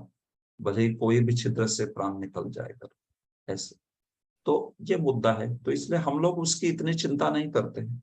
लेकिन तो भी मैं वो ज्ञान, वो सिस्टम क्या है ये बता रहा था। षट चक्र सिस्टम में प्राणों को ऊपर धकेला जाता है वो इक्विलिब्रियम पर, ताकि वो जो आत्मा है वो भी ऊपर ऊपर ऊपर और फिर ऊपर वाले छिद्रों से निकल जाए। जितने नीचे के छिद्रों से निकल जाता है उतना उसका गंतव्य ठीक नहीं कहा गया है ऐसे। तो ये मुद्दा है प्रभु, ठीक है, समझ। हाँ, धन्यवाद प्रभु जी। प्रभु जी, और 2 सब क्वेश्चन है, स्मॉल ही है। तो फिर परमात्मा का स्थान कहाँ रहता है? एंड और एक जो है, ये जो आत्मा है, फिर उसका ऐसा हम बोल सकते हैं कि बैकग्राउंड इज प्राण, तो इसका क्या रिलेशन है मीन्स आत्मा एंड हाँ ये जो पंच प्राण का? देखिए, परमात्मा कहाँ रहता है? परमात्मा उसी के बाजू में रहता है आत्मा के। हाँ, पंच प्राणों पर आत्मा तैरता है, उसी के बाजू में परमात्मा भी है। दोनों जैसे मानो जैसे समान वृक्ष पर है ऐसे कहा गया। हाँ, उपनिषद में समान वृक्ष परिश्व जाते ऐसे कहा है। तो वहां पे ये दोनों का स्थान, वो जो पंच प्राणों का इक्विलिब्रियम पॉइंट है वहां पर तैरते हैं दोनों भी। और दूसरा जो आत्मा है उसके लिए वो स्थान सुनिश्चित किया गया है। तो प्राण क्या होते हैं? देखिए, सूक्ष्म शरीर, स्थूल शरीर है, सूक्ष्म शरीर है, प्राण है और आत्मा है। तो आत्मा तो चित हो गया, चित्कर्ण हो गया। वो शरीर जो है वो तो जड़ हो गया। तो शरीर जड़ है, आत्मा चित्कर्ण है, और बाकी सूक्ष्म शरीर वगैरह इसके बीच में आते हैं। मतलब कैसे? स्थूल शरीर एकदम जड़ होता है, तो स्थूल शरीर से जो सूक्ष्म शरीर है वो थोड़ा ज्यादा सूक्ष्म, मतलब वो थोड़ा ज्यादा चलायमान या ज्यादा डायनामिक माना गया है। और सूक्ष्म शरीर से भी आत्मा जो है वो ज्यादा चलायमान जो है वो माना गया है। इस प्रकार से तो क्या होता है, हमारे शरीर से जब प्राण चले जाते हैं तो वो प्राण सूक्ष्म शरीर को धारण करते हैं, और सूक्ष्म शरीर आत्मा को धारण करता है, और इस प्रकार से वे जो है इस शरीर से बाहर चले जाते हैं। तो प्राण ही लेके जाते हैं एक्चुअली। प्राण एक कैरियर है, व्हीकल है उस आत्मा को लेके जाने के लिए, दोनों को, सूक्ष्म शरीर को भी और आत्मा को। तो आप प्राण को ना स्थूल शरीर एवं सूक्ष्म शरीर के बीच में डालिए। स्थूल शरीर सूक्ष्म शरीर के बीच में प्राण, तो स्थूल शरीर छूट जाता है तो प्राण जो है वो सूक्ष्म शरीर और वो आत्मा, इन दोनों को लेके दूसरे शरीर में चले जाते हैं, जैसे कर्म है उसके अनुसार। तो वो कार्य है प्राण का। इसलिए प्राणों की तुलना अगर आप देखोगे तो पुरंजन उपाख्यान है भागवत में, तो उसमें एक सर्प के साथ तुलना की गई है प्राणों की। तो उस सर्प पर बैठ के मानो जैसे वो आत्मा और उसका जो सूक्ष्म शरीर है, मन बुद्धि अहंकार, वे जो है दूसरे शरीर में प्रविष्ट हो जाते हैं। तो वो एक सर्प एक वाहन की तरह है, वो एक प्राण जो है वो एक वाहन की तरह है दूसरे शरीर में लेके जाने के लिए। तो इस प्रकार से ठीक है। धन्यवाद प्रभु जी, अच्छी इंफॉर्मेशन मिली। मणिध्रुव प्रभु बोलिए, क्या प्रश्न है आपका? बेसिकली जैसे हम जो भी अनुभव करते हैं सुख दुख का, या जैसे लग जाती है तो दर्द का अनुभव करते हैं, तो ये अनुभव कौन कर रहा है? मतलब ये सूक्ष्म शरीर कर रहा है, कौन कर रहा है? जैसे आत्मा तो सच्चिदानंद है, तो ये अनुभव किससे हो रहे हैं? ठीक है, अच्छा प्रश्न है। देखिए प्रभु, आत्मा जो है उसी के कारण इस शरीर में अनुभव हो रहा है। आत्मा नहीं रहता तो कुछ अनुभव भी नहीं होगा। लेकिन आत्मा जो है वो भौतिक अनुभव से कभी प्रभावित नहीं होता। तो जब शरीर जो है उसको भौतिक अनुभव हो रहा है तो आत्मा क्यों प्रभावित हो रहा है? तो भौतिक अनुभव मतलब मानिए जैसे आपको सुई चुभा दी, तो आत्मा को तो नहीं चुभाई ना, शरीर को सुई चुभा दी है। तो फिर सुख का या दुख का, यहां पर जैसे दुख का अनुभव हो रहा है, वो क्यों आत्मा को हो रहा है? आत्मा अनुभव करता है इसलिए उसको हो रहा है, लेकिन शरीर को सुई चुभने से आत्मा को अनुभव क्यों हो रहा है? हाँ? तो देखिए, कौन अनुभव करता है? आत्मा जो देहधारी जीव बन चुका है। आपको अगर प्रश्न का उत्तर चाहिए एक शब्द में कौन अनुभव करता है, तो उसको बोलते हैं जीव अनुभव करता है। जीव, देखो जीव और आत्मा में अंतर होता है। आत्मा मतलब जिसने भौतिक शरीर धारण नहीं किया है उसको आत्मा कहते हैं, लेकिन जीव उसे कहते हैं जिसने भौतिक शरीर धारण किया। देहधारी जीव, जीव जो है ना, वो जीव खास करके वेदांत के परिवेश में मतलब जिसने देह धारण किया हुआ है, इस प्रकार का। नहीं तो जो आत्मा है वो मतलब उसने देह नहीं धारण किया है, वो अलग हो गया आत्मा, वो देह से भिन्न वाला ऐसे। तो जब आत्मा शरीर से स्वयं को पहचान करा लेता है, जो आत्मा स्वयं को शरीर मानता है, ऐसा आत्मा दुख का या सुख का अनुभव कर रहा है। कौन अनुभव कर रहा है? स्वयं को शरीर मानने वाली आत्मा अनुभव कर रही है। आत्मा शब्द कभी कभी स्त्रीलिंग बोलते हैं, कभी पुल्लिंग भी बोलते हैं, इसलिए मैं दोनों प्रकार से प्रयुक्त करता हूँ।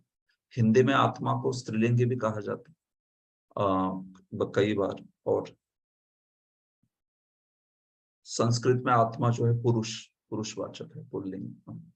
तो आत्मा जो अपने को शरीर मान रहा है वो अनुभव करता है दुख का या सुख, ये बात है। शरीर अनुभव कर ही नहीं सकता, वो कैसे अनुभव करेगा?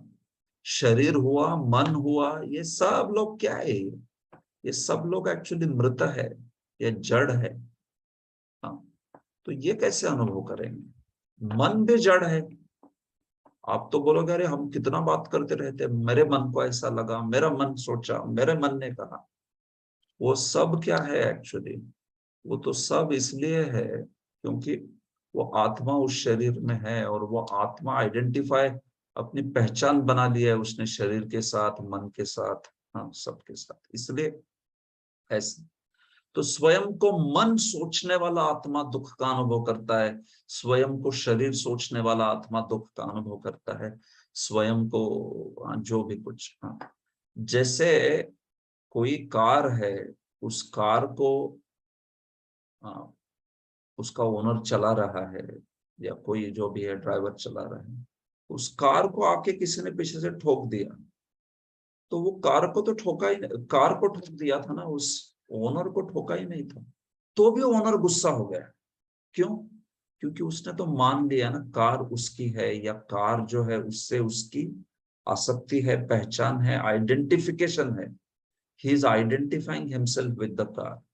तो इसलिए उसको जो है, भले ही उसको ठोका नहीं होगा तो भी वो दुख का अनुभव करता है, क्योंकि वो मानता है कि ये मेरा है, अहमता है, ममता है, इस प्रकार का अनुभव जो होता है।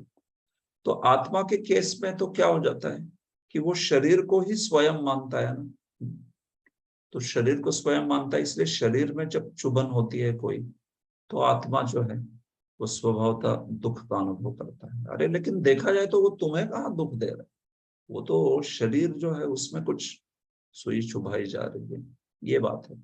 तो जहां बात आ गई कोई पूरी तरह से उस शरीर से उसकी पहचान हटा ली उसने, तो ऐसा व्यक्ति फिर उस शरीर में दुख का अनुभव नहीं करेगा।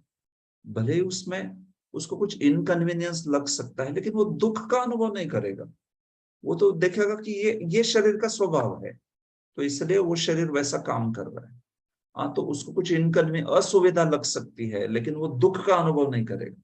क्यों? क्योंकि वो शरीर के स्तर के बियॉन्ड गया है, उसको जीवन मुक्त कहते हैं। तो जीवन मुक्त केवल आध्यात्मिक स्टिमुलस, आध्यात्मिक जो उद्दीपन है उसके द्वारा सुख दुख का अनुभव करेगा, भौतिक उद्दीपन के द्वारा सुख दुख का अनुभव नहीं करेगा, बिल्कुल नहीं। क्योंकि पूरी तरह से आत्मा के स्तर पे चला गया है, जीवन मुक्त। तो जीवन मुक्त का वैसा होता, लेकिन हम लोग जीवन मुक्त नहीं है, जीव है, सिर्फ देहधारी जीव है।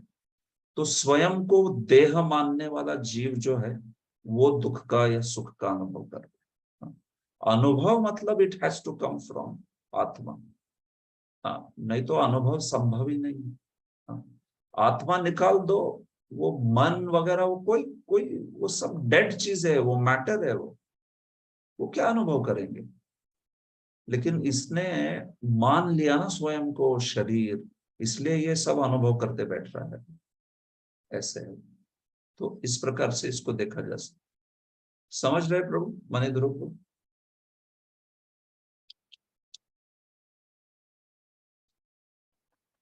ठीक है, ओके। सुजाता माता जी। हाँ प्रभु जी, 15वें श्लोक में बताया है ना कि जीवन की पूर्णता प्राप्त करने के लिए हमारा जो परिजनों के साथ लगाव है वो सबसे बड़ी कठिनाई है, खास करके पति पत्नी का एक दूसरे के साथ या बच्चों के साथ जो लगाव रहता है। ये तो इस कठिनाई से कैसे पार करने के लिए क्या करना चाहिए, मतलब कैसे सोचना चाहिए हमको? ठीक है, यस। तो देखिए, सगे पारिवारिक संबंध में आसक्ति होना, उसमें एक दूसरे के प्रति आसक्त होना, ये तो स्वाभाविक है। होता ही है, भौतिक जगत का स्वभाव भी। हम सब में कुछ ना कुछ मात्रा में वो है ही आसक्ति, किसी की ज्यादा है, किसी की कम है, लेकिन वो आसक्ति तो है ही। किसी के माता पिता से है, किसी की पत्नी से है, बच्चों से है, पति से है। तो देखिए, भौतिक आसक्ति को पार करने के लिए दो चीजें बोली गई है। एक होती है कि व्यक्ति ने आध्यात्मिक ज्ञान जो है, शास्त्र जो है, उसका नियमित रूप से गुरु के द्वारा, वरिष्ठ वैष्णव के द्वारा श्रवण करना चाहिए, जिससे कि हम आध्यात्मिक पहचान को याद रखें हमेशा। और दूसरा क्या करना चाहिए, वैष्णव लोगों से बहुत आसक्ति उत्पन्न करनी चाहिए। अन्य वैष्णव है, वैष्णवियां है, गुरु है, वरिष्ठ भक्त है, इनसे आसक्ति बढ़नी चाहिए। हाँ, प्रसंगम अजरम पाशम आत्मनः कवयो विदु सएव साधु सुकृतो मोक्ष द्वारम अपावृतम। कपिल मुनि बताते हैं अपनी माता को। हाँ, तो कहते हैं कि देखिए, इस जगत में प्रसंग जो है, हाँ, प्रसंग मतलब आसक्ति, प्रकृष्ट रूपेण संग, तो वो जो आसक्ति है वो बड़ी अजर होती है, वो बड़ा पाश है, बड़ा भयंकर पाश है। और इसको कवि लोगों ने भी स्वीकार किया है, बुद्धिमान लोगों ने। आत्मनः प्रसंग, शरीर के साथ, और शरीर के जो हमारे अहमता है, ममता है, शरीर से उत्पन्न जो है, सगे संबंधी, पिता पुत्र पति, ये जो भी है, इनसे प्रसंग जो है बड़ा सुदृढ़ कहा गया है, बड़ा अजर पाश है, वो जल्दी कोई व्यक्ति छोड़ नहीं पाता उसको। लेकिन इसका सोल्यूशन क्या बोले, स एव साधु सुकृतो, वही आसक्ति आप साधु में लगा दीजिए।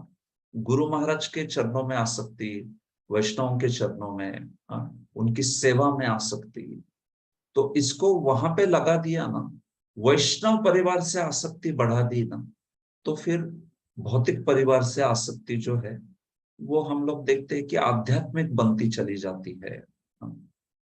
लेकिन वैष्णव परिवार से आसक्ति नहीं है, तो फिर आदमी को आसक्ति तो कहीं ना कहीं डालनी पड़ेगी, तो स्वभावतः वो परिवार के प्रति ही आसक्त रहेगा। तो इसलिए वैष्णव ने समूचे बड़े परिवार को स्वीकार करना चाहिए। हाँ, मैं, मेरा पति और मेरे बच्चे, बस हम लोग। हाँ, लोग आजकल की दुनिया में बहुत इस चीज को उदात्त मानते हैं। For me my family, that's all, ऐसे लोग कहते हैं। एक्चुअली ये तो संकुचित जीवों का ये स्वभाव होता है, मैं और मेरा परिवार बस, और किसी से लेना देना नहीं। हाँ, उदार चरितानाम तो वसुधैव कुटुंबकम, जो उदार चरित वाले हैं उनके लिए तो वसुधा है, पूरी वसुधा कुटुंब है। तो वैष्णव का यही भाव होता है, वो समस्त वैष्णवों को, गुरु को अपना कुटुंब मानता है। तो उनकी सेवा में आसक्ति जितने बढ़ेगी, उतनी परिवार से आसक्ति जो है छूटेगी, और वो आसक्ति परिवार से आध्यात्मिक बनती जाएगी। हाँ, तो स्नेह होना ये बुरा नहीं है, आसक्ति बुरी है। स्नेह तो होना ही चाहिए, हम लोग थोड़ी ना पत्थर है। तो वैष्णव को स्नेह होना चाहिए दूसरों के प्रति, पिता को पुत्र के प्रति, हाँ, पुत्र को पिता के प्रति स्नेह होना चाहिए, पति पत्नी में स्नेह होना चाहिए एक दूसरे के प्रति, आसक्ति नहीं होनी चाहिए। आसक्ति बड़ी भयंकर होती है। हाँ, तो स्नेहपूर्ण जो व्यवहार है वो आध्यात्मिकता को याद रखते रखते किया जाता है। तो लिटरली हमें आगे चल के धीरे धीरे क्यों ना हो, हमारे पत्नी हो या पति हो, बच्चे हो, इनको आध्यात्मिक स्तर पे देखना सीखना पड़ेगा कि ये सब कृष्ण के दास है, और इस जन्म में मुझे इनकी सेवा के लिए कृष्ण की कृपा से, कृष्ण की व्यवस्था से नियुक्त किया गया है। इस जन्म के बाद में पता नहीं हम कहाँ जाएंगे। जो भी वो पति है वो अपने कर्म के अनुसार, मतलब अभी तो भगवान की भक्ति कर रहे हैं, तो भक्ति के अनुसार अगर पूरी तरह से शुद्ध हुए तो भगवान के धाम में जाएंगे, पूरी तरह से शुद्ध नहीं है तो फिर दूसरा जन्म मिलेगा वैष्णव परिवार में, जहां उनकी भक्ति होती रहेगी। तो इस जन्म के पश्चात तो हम लोग अलग अलग गंतव्य पे जाने वाले हैं।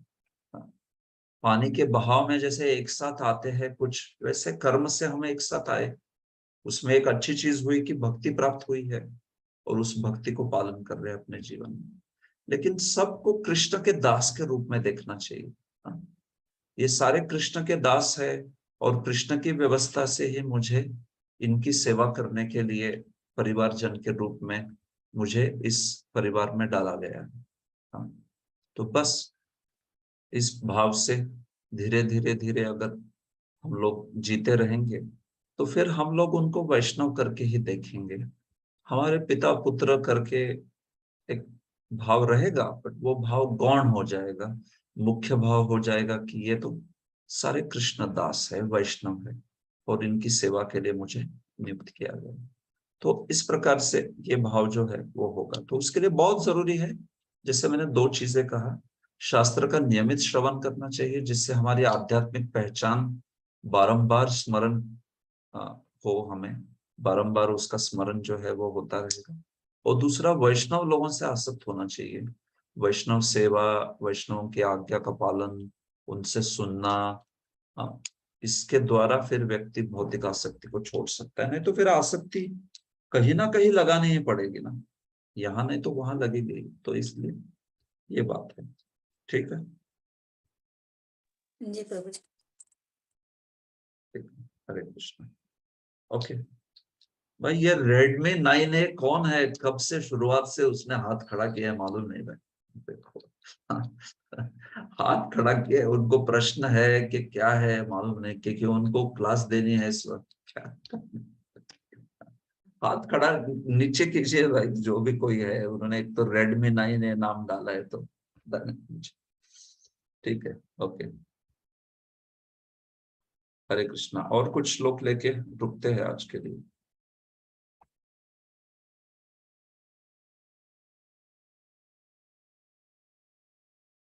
ठीक है, तो इसलिए भगवान कहते हैं कि देखो अर्जुन, तुम्हें इस युद्ध से विमुख नहीं होना चाहिए।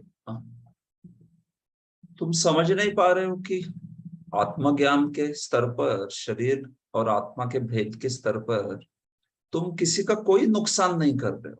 तुम तो अपने कर्तव्य का पालन कर रहे हो। इन लोगों के शरीर पहले से मृत है और आत्मा अमर है, तो तुम इनका क्या नुकसान कर रहे हो? ऐसे भगवान प्रश्न पूछ रहे हैं अर्जुन को आत्मज्ञान देते हुए। देखिए, य एनम वेत्ति हंतारम यश्चैनम मन्यते हतम उभौ तौ न विजानीतौ नायम हंति न हन्यते। ठीक है, गौतम प्रभु अनुवाद पढ़ी। जो इस जीवात्मा को मारने वाला समझता है तथा जो इसे मरा हुआ समझता है, वे दोनों ही अज्ञानी है, क्योंकि आत्मा न तो मारता है और न मारा जाता है। ठीक है, बहुत अच्छा।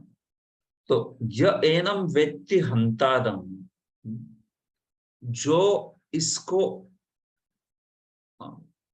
मतलब क्या, जो जीवात्मा है उसको मानता है कि हंतारम ये मारने वाला है, या यश्चैनम मन्यते हतम, या वो मानता है कि वो जीवात्मा जो है वो हतम, वो मारा गया।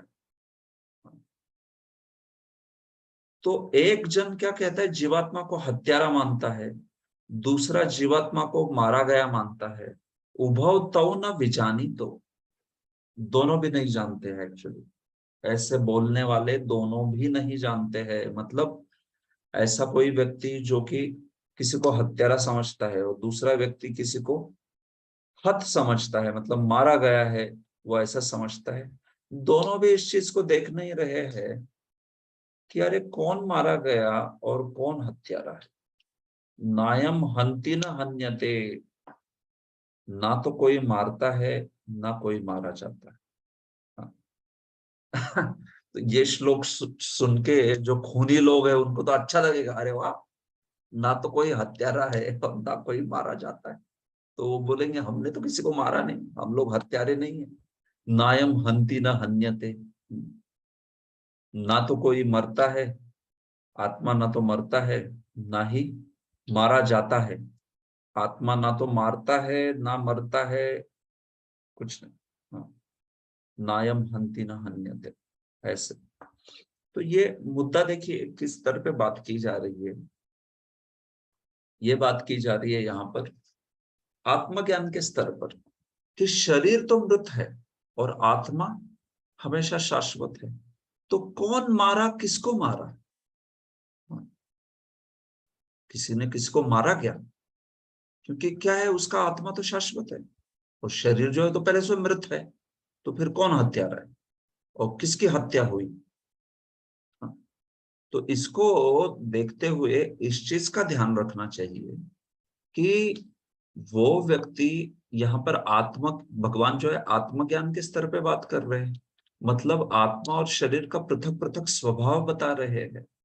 लेकिन मुद्दा ये है कि ये धर्म युद्ध जब कोई कर रहा है तो फिर उस केस में ये जो श्लोक है वो श्लोक मायने रखता है, वो श्लोक जो है एप्लीकेबल है कि धर्म के कर्तव्य के, और वो भी कैसा धार्मिक कर्तव्य के पालन में अगर कोई हत्या कर रहा है किसी की, तो कौन हत्यारा है और कौन मारा गया है उसमें। तो किसी को किसी के शरीर और आत्मा को अलग करने का अधिकार नहीं है, लेकिन धर्म युद्ध है, कर्तव्य बुद्धि से वैसा कोई कर रहा है, तब ये श्लोक अप्लाई होगा। ये मुद्दा है। हाँ। इसको लेके मिस एप्लीकेशन नहीं करनी चाहिए कि ना तो कोई हत्यारा है ना तो कोई मारा जाता है। नहीं, ऐसी बात नहीं की जा रही है यहाँ पर। तो मुद्दा यहाँ पर केवल उस शरीर और आत्मा के पृथक स्वभाव को लेके ये जो बात है वो की जा रही है। क्योंकि अगर ऐसा कोई हत्यारा नहीं रहता था और किसी की हत्या नहीं होती थी, तो फिर वैदिक आदेश देने की जरूरत ही क्या थी? जैसे प्रभुपाद ने कहा है, मां हिंस्यात सर्वभूतानि, जीवों की हिंसा मत कीजिए करके। तो आप सोचिए, कोई हत्यारा ही नहीं होता और कोई मरने वाला नहीं है, कोई मारने वाला नहीं है, तो फिर अरे भाई किसी को कुछ रिकमेंडेशन, कुछ आदेश देने की जरूरत ही क्या है फिर?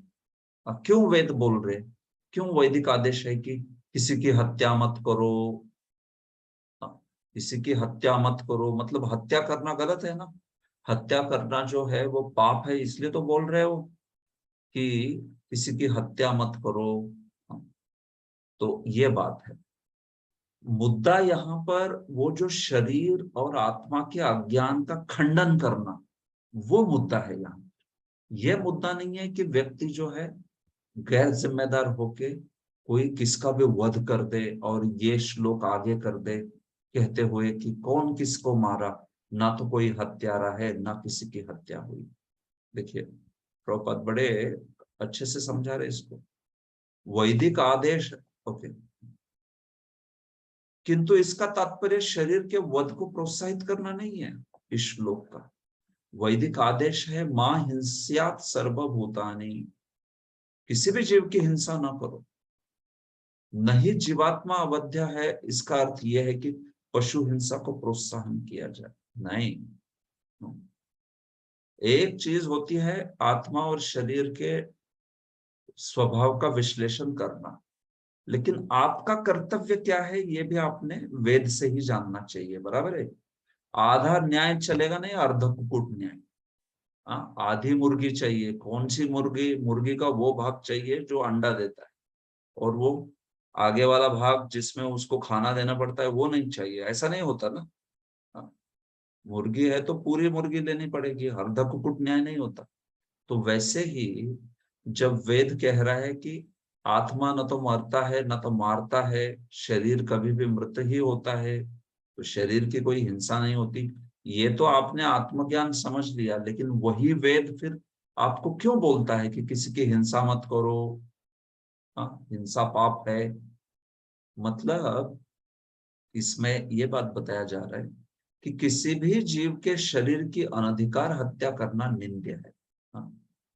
शरीर मृत है, आत्मा अमर है, लेकिन उस शरीर में वो आत्मा कितने समय रहना चाहिए इसका अधिकार लेने वाले आप कौन होते हैं? आप उसको हाथ में नहीं ले सकते स्वयं के। आपको नहीं है अधिकार किसी के शरीर को उसकी आत्मा से दूर करने का, बिल्कुल नहीं। वो तो भगवान का, प्रकृति का वो अधिकार है। इसलिए हिंसा नहीं करनी चाहिए। हिंसा के द्वारा जब आप किसी के शरीर को उसके आत्मा से अलग कर देते हो, तो ये तो आपने किया ना, ये तो आपने उसके कर्म में बाधा डाल दी है। तो इसलिए उस कर्म का फिर एक्शन रिएक्शन वाला फल जो है वो प्रारंभ हो जाता है। क्यों? क्योंकि आपने उसके कर्मिक उस चक्र में, उस कर्म चक्र में आपने बाधा डाल दी, तो इसलिए आपको अभी दंड मिलेगा उसका। तो इसलिए किसी भी जीव के द्वारा शरीर की अनधिकार हत्या करना निंद्य है, और वो राज्य तथा भगवान द्वारा दंडनीय है। ना ही अधिकार, ना ही हत्या करना, बल्कि किसी भी शरीर, किसी भी जीव की किसी भी प्रकार की हिंसा करना वो दंडनीय है। किसी के शरीर को आपने क्षति पहुंचा दी, यहाँ तक कि मन को पीड़ा पहुंचा दी, तो वो दंडनीय ही है। हाँ, उसका दंड अलग अलग प्रकार से आ सकता है। किसी ने मन को ठेस पहुंचा दी तो उसका एक अलग कर्म जो होता है, उस व्यक्ति को भी मानसिक क्लेश मिलते हैं। किसी ने शरीर को उसको दंड दे दिया तो उस व्यक्ति को उस प्रकार से उस मात्रा में जो है उसको भी दुख भोगने पड़ते हैं। ये बात है। हाँ। तो इसीलिए मुद्दा यहाँ पर इस बात से बोला जा रहा है कि आत्मा तथा शरीर के तत्व पर ना तो कोई हत्यारा है, ना कोई मारने वाला है, जब धर्म के नियमानुसार मारने के लिए वो नियुक्त किया जाता है। ये बात है, देखो। हाँ, तो इसलिए इस श्लोक को लेके हत्यारे लोग, खूनी लोग, मर्डरर्स बोल नहीं सकते कुछ भी। क्यों? क्योंकि वो धार्मिक रूप से नियुक्त नहीं किए गए थे।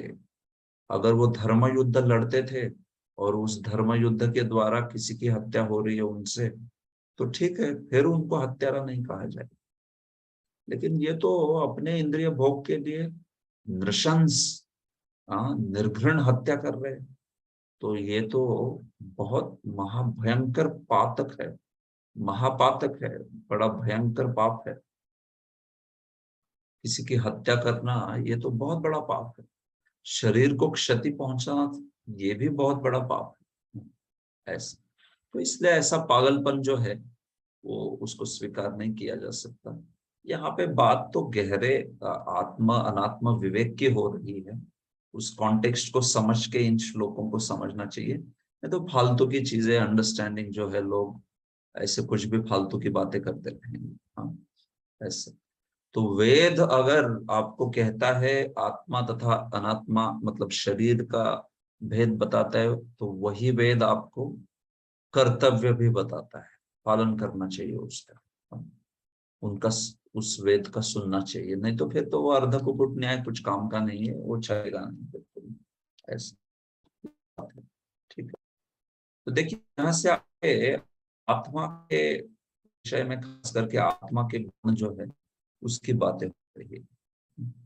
वो आत्मा कैसा है, उसके क्या गुण है वगैरह, ये सब बातें जो है यहाँ से आगे हो। ठीक है। तो मेरी कुछ सेवावश मैं यहाँ पे रुकना चाहूंगा, मैं इसको आगे के सत्र में लूंगा, पूरा करूंगा इस पूरे ही सेक्शन को। 20 से लेके 30 इन श्लोकों को एक श्रृंखला लगेगी हमें, क्योंकि इसमें कई सारे महत्वपूर्ण श्लोक आ रहे हैं और अंत में इसमें कुछ दार्शनिक तत्व भी है, अथ चैनम नित्य जातम आदि श्लोकों में। तो इसको थोड़ा समय लगेगा, तो ठीक है। ये अध्याय वैसे भी सारे ही श्लोक काफी महत्वपूर्ण है, तो इसको थोड़ा ज्यादा समय दिया है मैंने भी। बाकी फिर तीसरे चौथे आदि वे थोड़े फास्ट हो जाएंगे हर एक केस में। 2-2.5 घंटे के सत्र में दूसरे अध्याय के बाद मैं 20-22 ऐसे श्लोकों को पूरा करूंगा, 18-20 वगैरह ऐसे। अभी के स्तर पर यहाँ पे मैं 8-10 ऐसे श्लोकों को लूंगा, ज्यादा से ज्यादा उतने पर्याप्त है, क्योंकि इन श्लोकों की अपनी चर्चा भी है कुछ। ठीक है, हरे कृष्ण। यहाँ पे रुकते हैं, तो यहाँ से लेके आगे फिर हर शुक्रवार को ही मिलेंगे। ठीक है, बहुत बहुत धन्यवाद आप सबका कक्षा में सम्मिलित हुए। और आप सबको फिर से मेरी ओर से दीपावली की शुभकामनाएं। हरे कृष्ण। हरे कृष्ण। Rathraj thank you. रथराज श्रीमद् भगवत गीता की जय। जय श्रील प्रभुपाद की जय। जय। दंडवत प्रणाम प्रभु। प्रणाम।